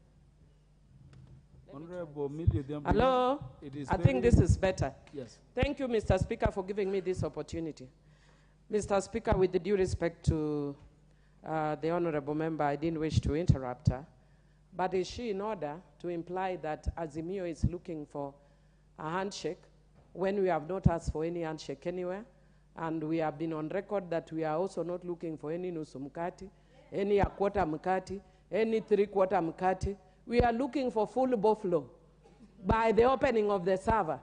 So do not be misguided that we want any handshake. We don't want, especially dirty handshake filled with the blood of young Kenyans who have been killed. We don't want any Honorable Millie Odhiambo, what is buffalo?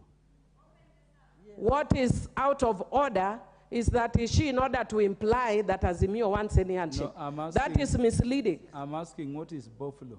What is? Buffalo. Oh, sorry. Buffalo is your mkati yao, which is, oh, sorry. I need to speak only in English. Buffalo is a bread. But we want to tell them that they should not be delusional. AZIMIO does not want a third, a quarter, 3/4 of any bread. We want full bread when the server is open. Yes, we don't even want a slice. And we don't want a handshake. Hands which are full of blood of people who have been killed. We don't want. Let me continue. Honorable Owen, what is out of order? You know, I have a lot of respect for, yes, he's senior, both legal mind and in Parliament. Yes, and senior in very many things. But I also want to tell her that, I also want to inform the Honorable Millie Odhiambo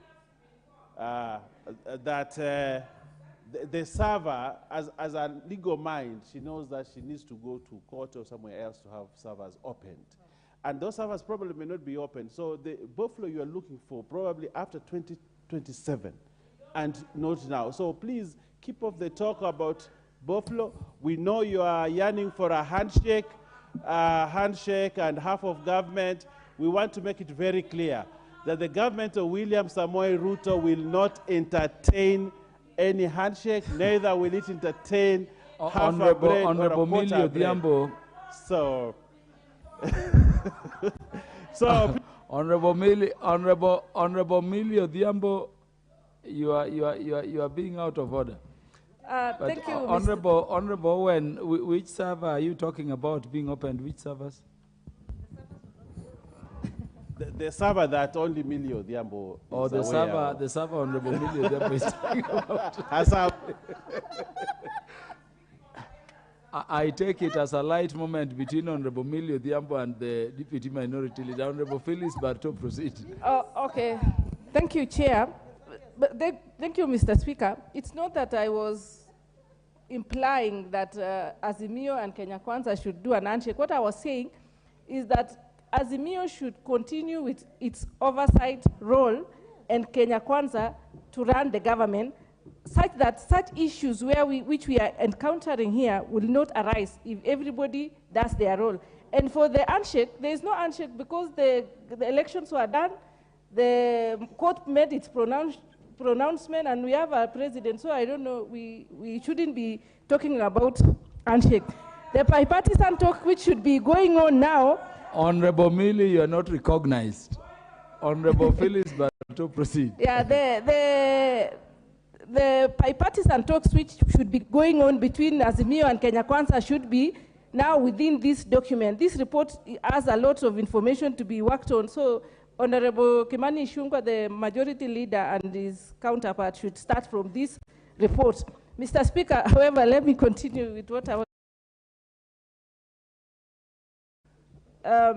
making a point on the issue of land, and that the Ministry of Lands should move with speed and ensure that every piece of part of Kenya is documented. And I was giving an example of some schools in my constituency where they don't have title deeds, and as a result, they are not benefiting from government support like capitation, to an extent that even some schools, where the teachers are supposed to be benefiting from an house allowance, like those teachers who are in municipalities are not benefiting because they don't have title deeds. And when a school doesn't have a title, it is very difficult to benefit from any government or to perform any operation.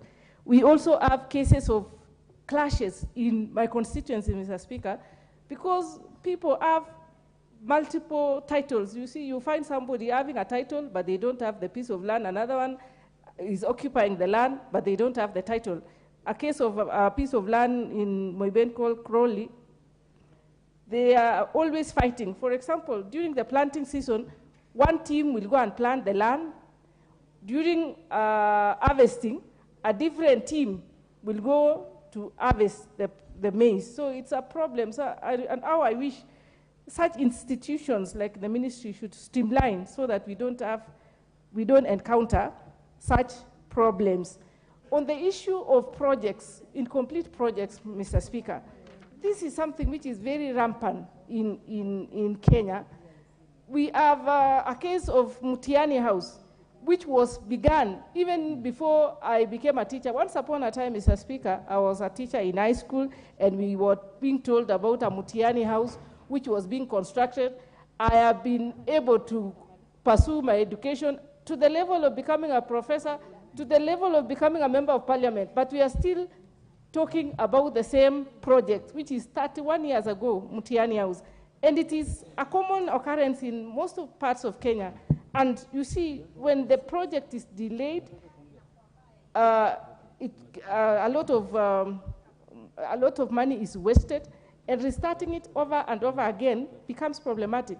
So how I wish such projects, or when the government is planning to do any project, it should plan, put sufficient funds, and make sure that the project is completed within the stipulated time. Mr. Speaker, on the case of consultancies, rightly so, this committee actually captured it very vividly. So many of the expenses in most projects or in most of these institutions is to do with consultancies. People are always carrying out projects, they conceptualize, it takes a lot of time and a lot of money. By the time the real project is going to be implemented or to start, a lot of money has gone down the drain on just architectural works, drawings, consultants, exchange of information here and there, and it is annoying, Mr. Speaker, that at the end of the day, it takes the bulk of the resources allocated. A case in point is an institution in my constituency, Moiben Technical Teachers College. We started as a teachers training college, but midway, it has been overtaken by time. We are now rerouting it to Kenya School of Technical Training College, because we are having quite a number of technical institutions springing up, and they don't have capacity, so we want to start training trainers. So, Mr. Speaker, such projects take a long time. Even the people who conceptualize the idea, even the people who are supposed to benefit from the project, might not even, it takes a long time. People get tired. So, how I wish such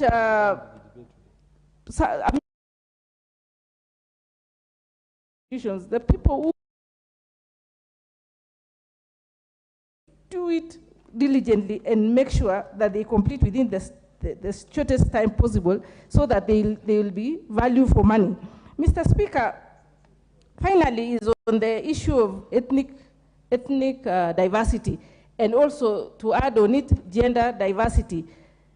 It is very sad that of Kenya, Mr. Speaker, and those are the issues which we should be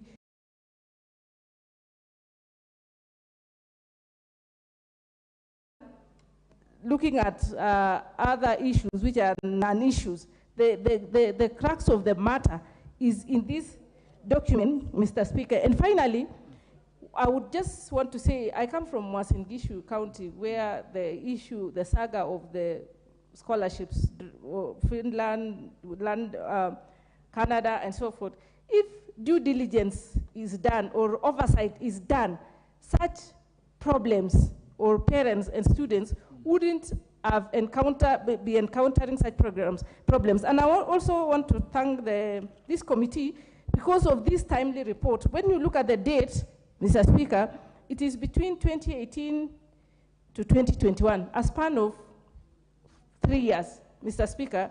We must commend them because it is always good to do due diligence when there is still sufficient time, other than we will come in when things have already gone AY.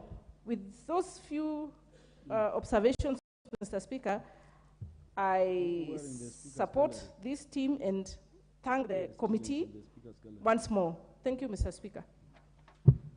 Yeah, before I give the next speaker, who will be the Honorable Canon Dr. Naomi Wako, the Member of Parliament for Marsabit, let me recognize the following institutions within the House of Parliament. Loboen Primary School, Keio South Constituency, Elgeyo Marakwet County, Selengei Girls Boarding Primary School, Narok North Constituency in Narok County. The Speaker of the National Assembly, the Right Honorable Moses Wetangula, welcomes you to the House. Thank you very much. Honorable Naomi Wako.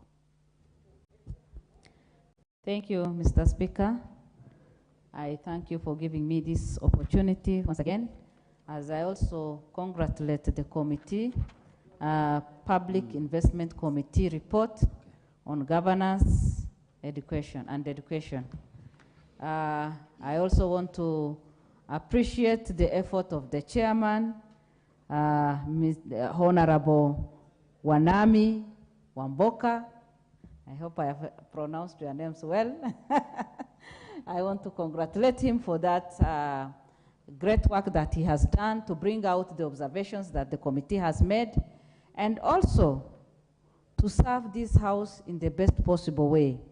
This clearly shows that the committee has given its best to this work and the report, and also committed a lot of time.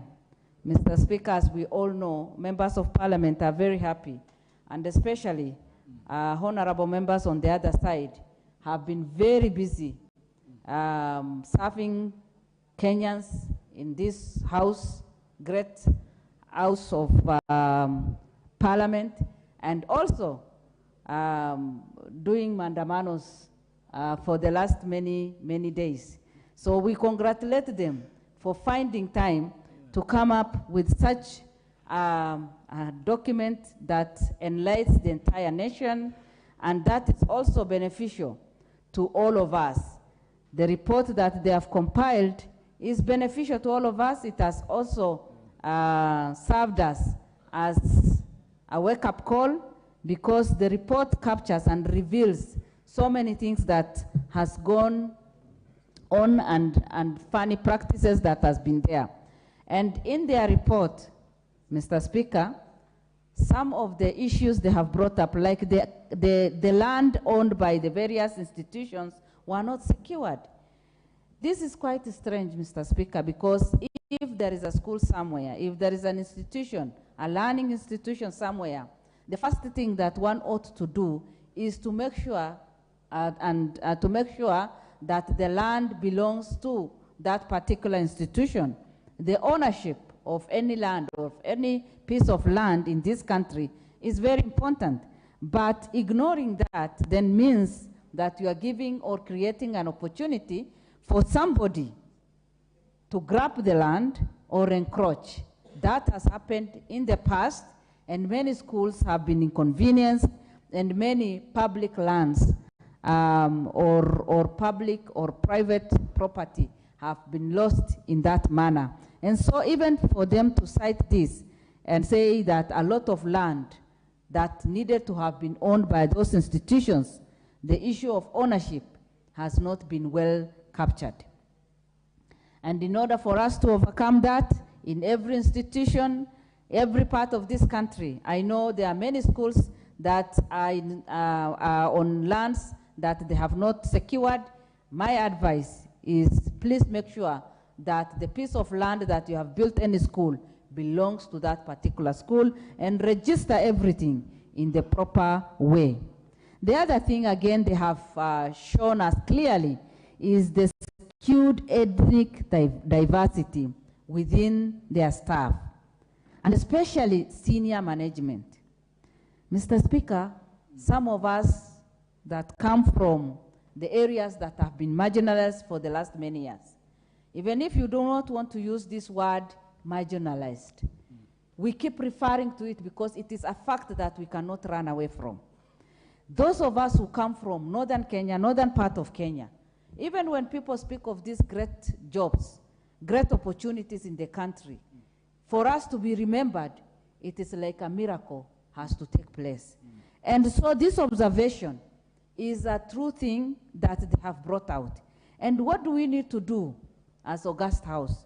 We need to demand that in every institution, in every ministry, we want to see the face of this country. There are people who have always been there, and it is like they own the entire nation, they own the ministries, and they own everything that belongs to this country. Those of us who are not as many as those ones also need our shares. And that is why today I stand to support this committee report and say they have done their job very well. And there must be some action that has to follow this great report that they have tabled before us. Again, Mr. Speaker, they have said the other observation that they have made is failure to submit supportive documentation to the Auditor General. Mr. Speaker, we have always complained, and this nation has suffered because of corruption. Corruption that has been there since independence.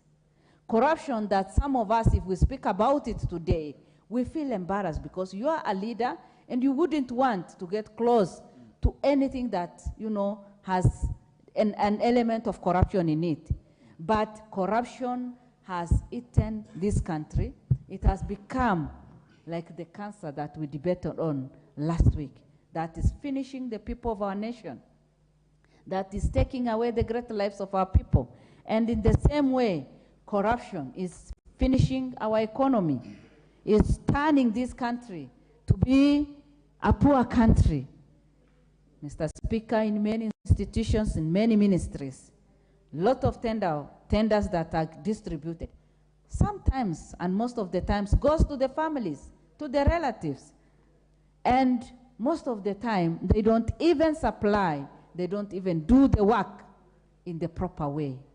And what we can say today is, can the due diligence be followed in every tender work? I want to congratulate our Kenya Kwanza government, as I also congratulate our president, who has come out clearly and said that he will not condone any corruption. In fact, Kenya Kwanza, and as one of the leaders, I must say that I'm very happy with this report that we have been given today. And I will not support any corrupt leader. Personally, I will not support, even if it is my brother. And even if it is my close friend, I will not support. And I will be supporting any report that you give us. Because unless we overcome the problem of corruption in this country, there is no way we will have a better future. Another observation that they have made is accountant officers were ignorant of non-compliant with very important documents, with various provisions of PFM Act of 2012, Public Audit Act of 2015. Surely, if these people were not compliant, if these people were ignorant, why would they remain in those offices? And that is why today we should say that those officers, if they are still in those offices, should leave their offices and create space for others who are ready to work, who are not corrupt, who are not ready to, just ignore some very important provisions or acts and then destroy this country. Mr. Speaker, a lot has happened. Our country has suffered because we have done many things wrong. But that era is gone.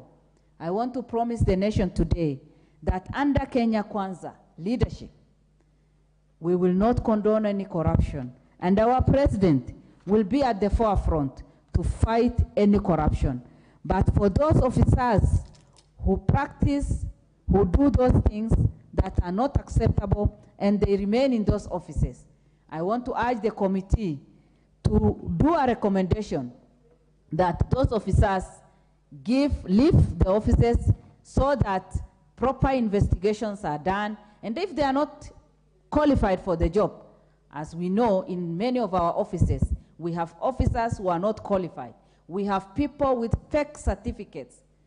And there are people who have, who have great skills in doing that. Some of us cannot even imagine of having a fake certificate. But for some people, it is their belief and it is their practice. In fact, they should say that all the people holding any office must have the proper certificates and must be qualified for the job that they are doing. And those particular officers should vacate so that they create enough space for people to do proper investigation so that we get the right people in the offices. Thank you, Mr. Speaker. Thank you, Honorable Dr. Naomi Wako, for those presentations. Allow me again, honorable members, to recognize the following institutions in the Speaker's Gallery. This Friends School from Webuye West constituency in Bungoma County, Mugunana Secondary School, Tharaka-Nithi South, Tharaka-Nithi County, and then we have Kaboson Girls in Chepalungu constituency, Bomet County. The Speaker of National Assembly, the Honorable Moses Wetangula, welcomes you to the House of Parliament. The Honorable David Mboni, the MP for Kitui Central. Thank you, Mr. Speaker, for giving me this opportunity also to support the report by the Committee of Public Investments and Governance on Governance and Education, led by my brother, Jack. Jack, it's not that Jack is the first-term member, but I think he's competent enough.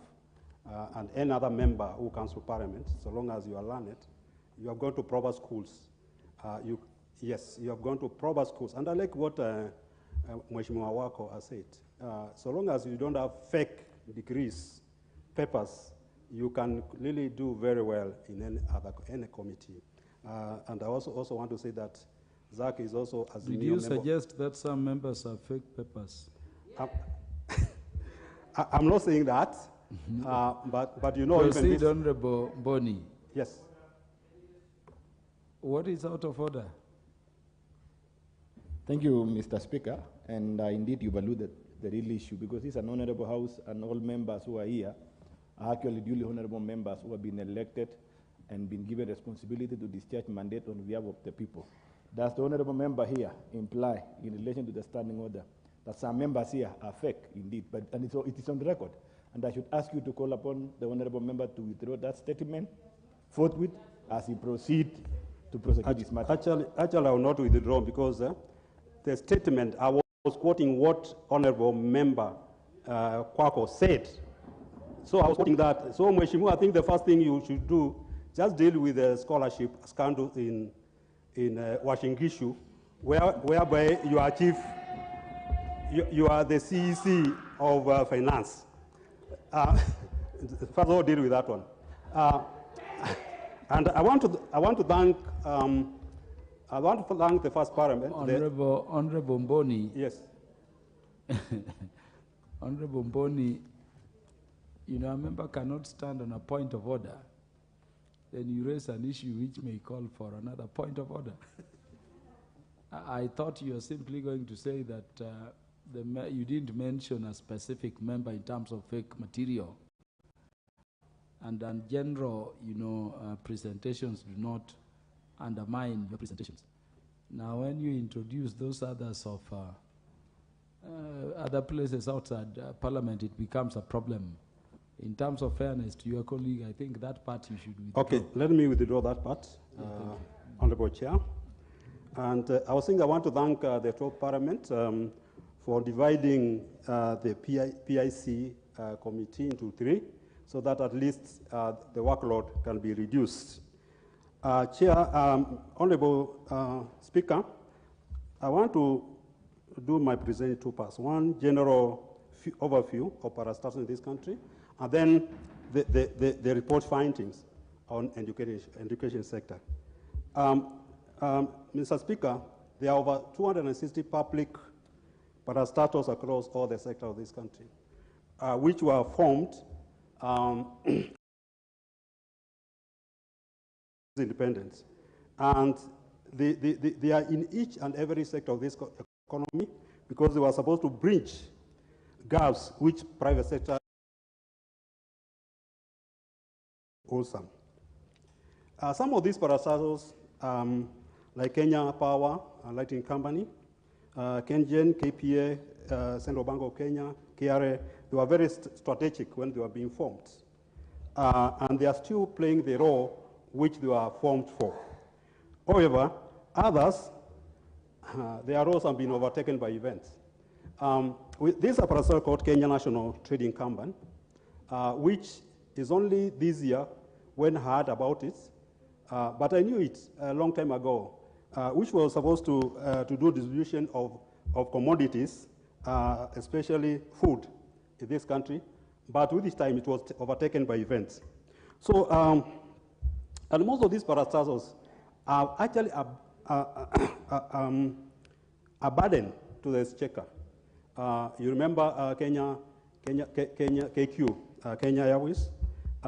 Last Parliament, because I was in the Committee of Finance and National Planning, and which I'm still, we give this parastatal over 40 billion to bail it out. And not only this one, so many other parastatals become headache. So up to now, I think as a country, under the current administration, we need to look at these parastatals and see if they are really relevant to the current needs of this country. And if they are not, we just need to sell them and forget about them. Because currently they are taking a lot of money from exchequer, where this money could be used for important socio-economic provision for our people, like water, where I come from, where other members come from, especially from the ASO and some arid areas. Going back to the report findings, I like the findings which this committee has come up, but at times you start wondering how these accounting officers were recruited. Even accounting officer, if you are an accounting officer, you must have accountants, qualified accountants, who should be doing your work. And if you are CEO of a parastatal, you should be having basic accounting, you should understand basic accounting principles, and should have basic accounting knowledge, so that at least you can understand and appreciate accounting. But this one points out to what the report is saying. When people are recruited based on ethnicity and corruption, then this is where the country we are finding ourselves in. You employ people who do not even qualify to be in those positions. So, so as a country, we need to employ people based on competence, so that we can get the quality of our money. And that's why most of these parastatals are not performing. Because if they cannot even account for the money they have, how are they going to perform? So, Chair, I think this is basically a room for grabbing. And most of the schools have lost, and colleges, they have lost land because they don't even own titles. And the government, the government should come up with a policy whereby government institutions are given titles free of charge. If you ask me, a primary school in my constituency, and you are asking those poor parents to raise 200,000. Where are they going to get that money from? So the government should be able to give these schools and institutions titles free of charge. They don't need to charge them, because why do you have to charge a government institution the money going to a exchequer, and tomorrow you are taking that money which are not completed. Lack of equity on employment, I think these are very serious things, and we are actually seeing it. We are seeing it. Look at power sector currently. The CS is from where? Kenya Power from where? Kenya Pipeline from where? Permanent secretaries in this country, but majority of those people are coming from one community. Honorable Speaker, this is an issue that we have to speak about. What is out of order? Thank you so much, Mr. Speaker. As I would respect my counterpart, he's a CPL like me, and of course he understands matters to do with evidence in every statement we make. As per the standing order, I would wish that the honorable member substantiates the statement she has made that energy sector is run by one community, that they can prosecute matters in their vernacular language. That is very, statement is very... You've asked for substantiation, yes, Honorable Mayaka, substantiate? Yes, because the energy sector has got several sagas in it. No, don't respond. You done. Honorable Mayaka, substantiate or withdraw. Honorable Speaker, you know, some of these issues are just a Google away. For example, Kenya Power, the CEO comes from one community. Geothermal, the CEO comes from one community. Energy regulation, the CEO comes from one community. The Kalenjin community. But it's true. It's a Google away, Honorable Speaker. Why are we denying these matters? Kenya Pipeline, the CEO comes from one community. That is why I'm saying all these people, when they're having a meeting on matters energy, they can actually conduct their proceedings in one language. Honorable and Baya, what is out of order? From that same community. Honorable Speaker, you know, it's very unfortunate that just because someone bears a name that resembles another person, how do you know that person is from that ethnic community? You know, Honorable Speaker, we should not use names as a basis to say, Kaluma, even in my community, there is a person called Kaluma. It doesn't mean that Kaluma is Luo. It doesn't mean, so in that substantiation, I think the best thing is for this to withdraw. What substantiation requires of you, Order Honorable Owen, is to give us the names of the members of the community you are talking about and confirmation of the community they belong to. Honorable Speaker, absent that, I'll require you to withdraw that part of your statement. Honorable Speaker, I will bring you the specific names tomorrow, and will allow me to table them in this Parliament. Would that suffice? And lineage to show, you know. It's okay. Lineage to show. Their details are on public knowledge, including the village. I will bring the information here tomorrow. I know the standing orders allow for presentation of such information. Is it to the next date? But Honorable Irene Mayaka, is this something that should actually take our time, substantive time tomorrow? Yes, it is. It is a serious matter, Honorable Speaker, because it is a substantive matter in this particular report on gender and ethnicity and regional balance in this country. And Honorable Speaker, I thought we were debating the report. And the report concerns the education sector, not the energy sector. It is part of the report.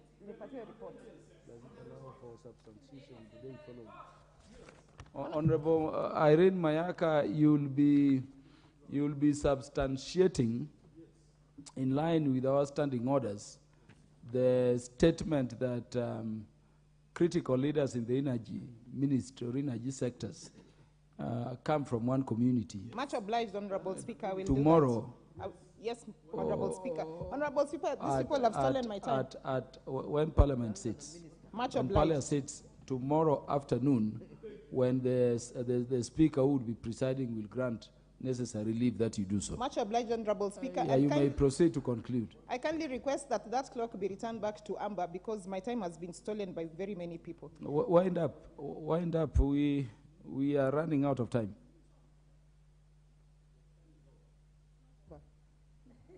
Honorable Speaker, I just want, because that was my very last point, I'd just like to reference it back to point number 25 from the committee that speaks to failure to adhere to gender, ethnicity, regional balance, and other considerations in staffing.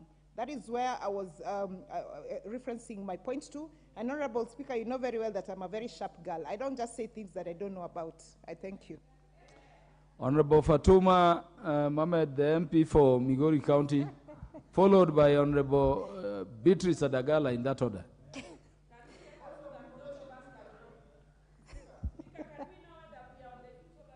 My time is going, Mr. Speaker. You'll certainly get time to speak. Honorable Millie Odhiambo, Honorable, in fact, everybody in the House will get time. Thank you, Mr. Speaker. May I use my time? First, Mr. Speaker, I would like to register my apology as the chair for Special Funds Accounts Committee. We had a sitting today at Boma Hotel. Unfortunately, the sitting went took a lot of the time, and we finished our meeting 1:45. For that reason, we were not able to reach here in good time and present our report. So please do not mark us absent. We had the PS for State Department for Petroleum and DG for EPRA, and that took a lot of time. We are sorry about that. We request that you give us a later date to present our report. Special Funds Accounts Committee. Mr. Speaker, I support this recommendation. I support this report. Honorable Fatuma, your apology for being out of the House on other businesses when the report you are to lay was ordered to proceed is granted by the House and unduly recorded. Thank you, Mr. Speaker. You can proceed to contribute to this one.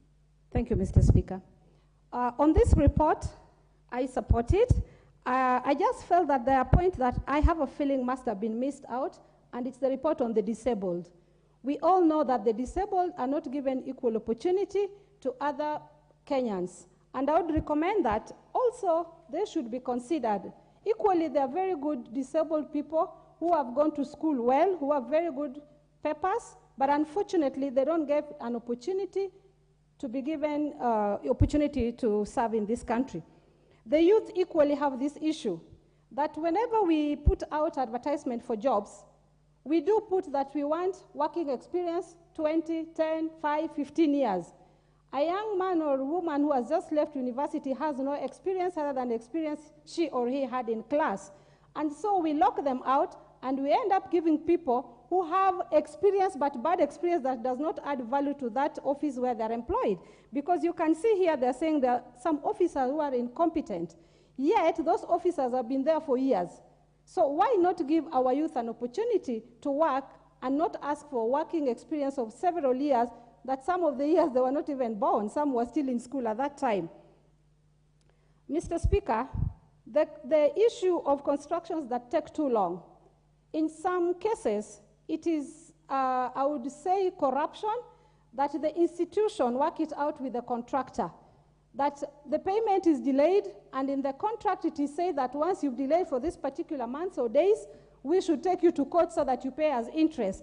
As the matter goes on in court, Kenyans lose their money because the story will go for long in court, and eventually the person is awarded. By the time he starts working again, the award is more than even the contract itself. And again, he starts working, they're not able to pay him, he runs back to court, and the property will never get finished to the period that was agreed. And the officers know quite well that this is a problem for Kenyans, and they continue doing it. It happens more in our counties, that a contractor is given a job, a contractor who cannot even do the job. And a small issue is taken to court to take our time. Remember, the lawyer will be paid for his appearance. The county will lose money because the project shall have stalled. Eventually, the court will award, and it just goes circles to lose our money. On the event of one tribe taking an office, it is one thing that if you start talking from morning to evening, it is a sad story. I thank God that the pupil and the students who are in this house have left, because had they had this, I think they would have stopped going to school tomorrow. Truly, it is unfortunate that one tribe, without shame, fear of God, can employ one particular tribe of their own tribe without shame. And I'm not referring to Kalenjins only. It happens even to Kikuyus, it happens to Luos, it happens to all these major tribes. The tribes that suffer most are the minority. Look at the Koreans. How many are employed in this government? I think 1. Look at the Pokots. Look at the Mijikendas, the minority of this country. But because there's no sister or a brother who has been given a big position, his sisters or tribesmen will not get an opportunity because there's nobody there. But I tell you again, give a Mijikenda an opportunity to serve, the secretary will be a Mijikenda, the officer below and below will be the same tribe. So I think as Kenyans, we need to have a sober debate on this. It is not just blaming that other tribe only, but also blame my own tribe, that all tribes are equal. And let us go back to what our Bible and the Quran teaches us. But brotherhood is not only where you're called Otieno and she's Atieno, or where you are Kamau and she's Wanjiko. A brother is a brother as long as you share the same country. Let us give all Kenyans an opportunity to serve in this country. And this is why we have incompetency, because as a tribe A, I just want to employ my tribes. And they even say, and I'm sorry to say, a member told me that as Kalenjins, we've been out of power for so long, give us an opportunity to employ our people. I feel sad when I hear such statement, because me as a Luo, I've never sad. My president has never been there who is a Luo. So when will I get an opportunity to employ Luos or a Somali? I find it sad when a Kenyan thinks like that.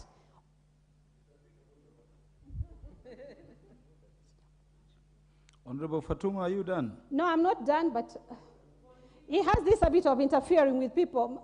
You had an opportunity to speak. We listen to you. Please give people opportunity also to debate. Mr. Speaker, I am not pointing at one particular tribe. I think we are 45 tribes. We all deserve to get an opportunity. Maybe I will continue praying that one day a Pokot will be a president, a Mijikenda will be a president, a Somali will be a president, the minority, so that they can also employ their people and we meet somewhere equal. Would that be a wise prayer? No. I say as long as a Kalenjin is a president, may Alua Fatuma Mohammed also be a minister. May Atieno also be a secretary of a Kalenjin or a Kikuyu or any other tribe. Mr. Speaker, I say this with a lot of pain, that our children are going to school. Imagine a Pokot taking his or her child to school. The pain of selling her cows because she has never gotten an opportunity to take a child to school. That particular child will finish school but will not get a job because there's no president who is a Pokot, there's no director who is a Pokot or any other position. It is unfair. And fellow tribesmen, Luos, Kikuyu, or any other tribe, tomorrow you'll not be in power. 20 years maybe your tribe will not be in power. Think of what will happen to your children and grandchildren if they will be locked out because their tribe are not in power. I request fellow Kenyans to treat Kenyans as brothers and sisters and stop putting this tribal thing into action. Honorable Beatrice Adagala.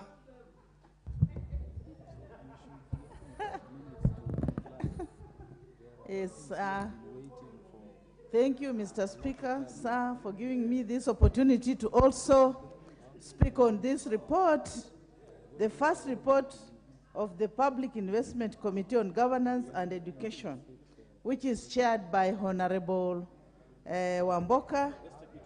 And most people normally think that monos cannot come out with a report. This is a report that is so well done, and I want to congratulate Honorable Wamboka and his committee members and the members of that committee for the good work they have done. This committee, I want to say, Honorable Speaker, that they have done a good job. They have handled several government bodies, institutions, and they have come up with a very good report, which we are discussing now. Mr. I want to discourage our raising points of order because you are eating into time of colleagues and time is fast running out against the interest I still see from the members here. Unless it is critical like Parliament is going to ban, Honorable Kimilio, I would request you abandon. If it is so serious, please proceed. Thank you, Mr. Speaker. Mr. Speaker, this is very important. We have been here since 2, Mr. Speaker. Can I move that we speak for only 5 minutes, so that every member can get a chance to contribute? Because Yeah, it's very important. In terms of procedures of the House, that can only be moved at the beginning of the motion. But I would request members, out of your courtesy for one another, if you can consolidate, even within 3 minutes, let the members who have been waiting also speak. Proceed, Honorable Beatrice Adagala. Thank you, Mr. Speaker, sir, and even he has wasted my time. I could be through, because you're wasting time with orders for what? Mr. Speaker, sir, thank you. I want to thank Honorable Wamboka. He has done a very good job. This coming from a mono, I'm very sure, Mr. Speaker, sir, if encouraged, they are now going to prove to those who the so-called who normally say they are ranking members. Congratulations, Honorable Wamboka. You've done a very good job, and I want to commend you on this. I'm also requesting you don't carry stones on the streets, because this kind of work you have done here, you deserve to be in this chamber all the time doing this kind of work. Congratulations. Mr. Speaker, sir, protect me from Gesa. Gesa, you are a senior high-ranking member. Please give me time to speak. You are protected, Honorable. You have spoken in this chamber for many years. Let me now have my time to speak, Honorable Mabona.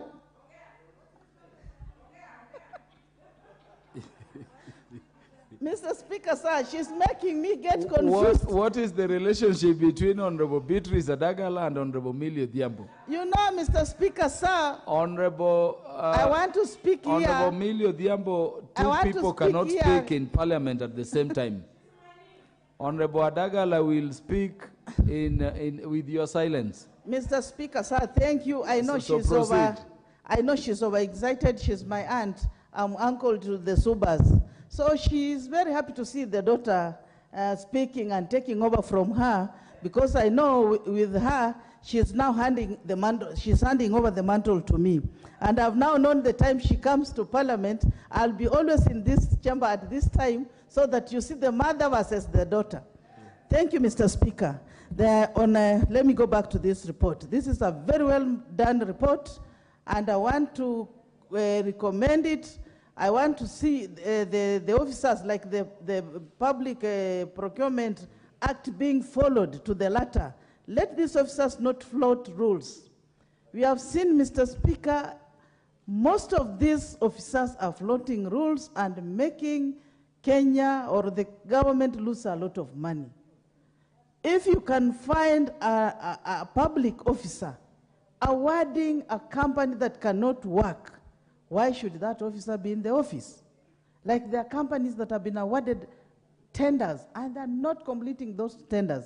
We went to Industrial to check on a building that has taken so many years to complete. Even the contractor has withdrawn, but they are so-called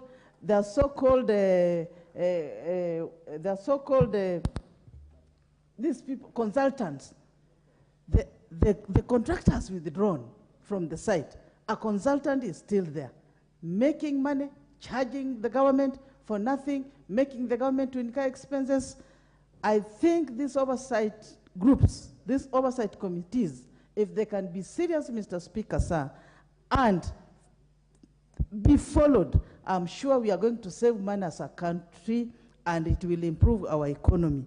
I want to commend the all committees that are oversighting these parastatals, government offices, to be very keen on the auditors' reports, because we have seen so far there are several organizations that have embezzled funds, stolen money through poor tendering processes. They cannot follow the public acts of 2015. They're just doing their own things. Mr. Speaker, sir, it's high time the oversight committees take charge of these organizations, work on the auditors, the general auditors' reports. Some of the companies or the organizations that have gone against the rules, the people in charge should be surcharged if the government is going to lose money in this kind of manner, Mr. Speaker, sir. The way I've told you, We went to another government institute here in Australia. The contractor has left. Why do we have the consultant on the site? Mr. Speaker, sir, I want to ask the people responsible for oversight, instead of us, or instead of my Aunt Emilio Odhiambo being on the street, she's a renowned lawyer and a senior for you, she should be in this house and assist with matters of oversight. Once the government is put on checks and balances, I'm very sure we shall save a lot of money. There will be no corruption. Everything will be, the government will be working and the opposition will be working. Therefore, Mr. Speaker, sir, I want also to leave time for my aunt, and I know she's going to talk here, and I'll be oversighting her as she talks. So thank you, Mr. Speaker. I want to leave on this. I support Wamboka and the committee. Keep up, Honorable Wamboka, and as a party leader of ANC, I'm welcoming you in ANC. I don't want you to be independent. Thank you. Honorable Joshua Kimilu and Honorable Mili Odhiambo, in that order. And I would request you do 3 minutes so that we can proceed to the next line. Thank you, Mr. Speaker. In 3 minutes, bang your point on this report. It is a record of Parliament. Okay, thank you, Mr. Speaker. Mr. Speaker, I want to thank Honorable Wamboka for the good job and the committee they have done. This is a very important job that done to Kenyans, and I want to support the report, Mr. Speaker. Mr. Speaker, the issue of land, for example, Mr. Speaker, to get a title deed is a nightmare, Mr. Speaker. I've done 3 police stations in my constituency, and to get a title deed, it has been taken long, because when you go to the ministry, there's a lot of procedures which are not necessary, Mr. Speaker. And I cannot get security to my area because of those delays. So, Mr. Speaker, that is a challenge we are facing as a country, Mr. Speaker. Mr. Speaker, in the issue of procurement, there's a lot of unnecessary procedures which delays our contractors. People are getting loans to go and do the works. And, Mr. Speaker, they are delayed because of those funny procedures, which someone can take even some months without getting payment, which, Mr. Speaker, it becomes a scam at the end of the day, Mr. Speaker. Mr. Speaker, is the issue of employment, Mr. Speaker. I want to say that employment should be on competence, gender, and also regional balances, Mr. Speaker. It is true, Mr. Speaker, it's not just a mere discussion, Mr. Speaker. It is true that when you look our country, what is happening for the last 1 year, Mr. Speaker, you get only 1 or 2 tribes, and we are for 2 tribes in this country, Mr. Speaker. And Mr. Speaker, this is very bad. We are going to get quality work, Mr. Speaker, and it is very important, Mr. Speaker, to consider all the tribes in Kenya, because we not choose to be born where we are, Mr. Speaker. We found ourselves there, and Mr. Speaker, it's not a mistake. And we have the right as a country, because we own this country, all of us, Mr. Speaker. So this is, Mr. Speaker, unfair. When you go to issue of security, Mr. Speaker, when we were busy, Kenyans were busy doing maandamano, which is their right, Mr. Speaker. Police were there shooting innocent Kenyans, killing them, which is unconstitutional, Mr. Speaker. And I can say this is bad, and we should not allow such a thing to happen in our country. And I want to say, Mr. Speaker, this institution needs to be regulated, and something needs to be done, Mr. Speaker. So, Mr. Speaker, because some colleagues want also to contribute, I just want to say thank you for the committee, and I support the report. Thank you. Honorable Mili Odhiambo. Thank you, Mr. Speaker, for giving me this opportunity. Mr. Speaker, I just want to refer to something that the late Honorable Tieno Kajwang used to talk about when he was campaigning, when he was alive. And he used to say that when they were growing up, they used to use the old system of music. I don't know what it's called. And sometimes it would get stuck at some point. So if they were playing a song called Anditi, then the song would just go, Anditi, Anditi, And it doesn't move until you come and remove it physically and put it ahead. Mr. Speaker, on the issue of ethnicity and corruption, Kenya has become an anditi system. Because since I came into this parliament, almost every day we talk about the issue of corruption, the issue of ethnicity. So let me just start by thanking the chair. Here people are referring to him as a mono. You are not a mono. When you are here in parliament, you are here by right, and you are not a mono. You are elected because your people had faith in you. Mr. Speaker, I also just want to tell him that I want to encourage him. Use your intellectual capabilities to demonstrate. You are being told don't throw stones. Throw your intellectual stones. And you are throwing your intellectual stones very well.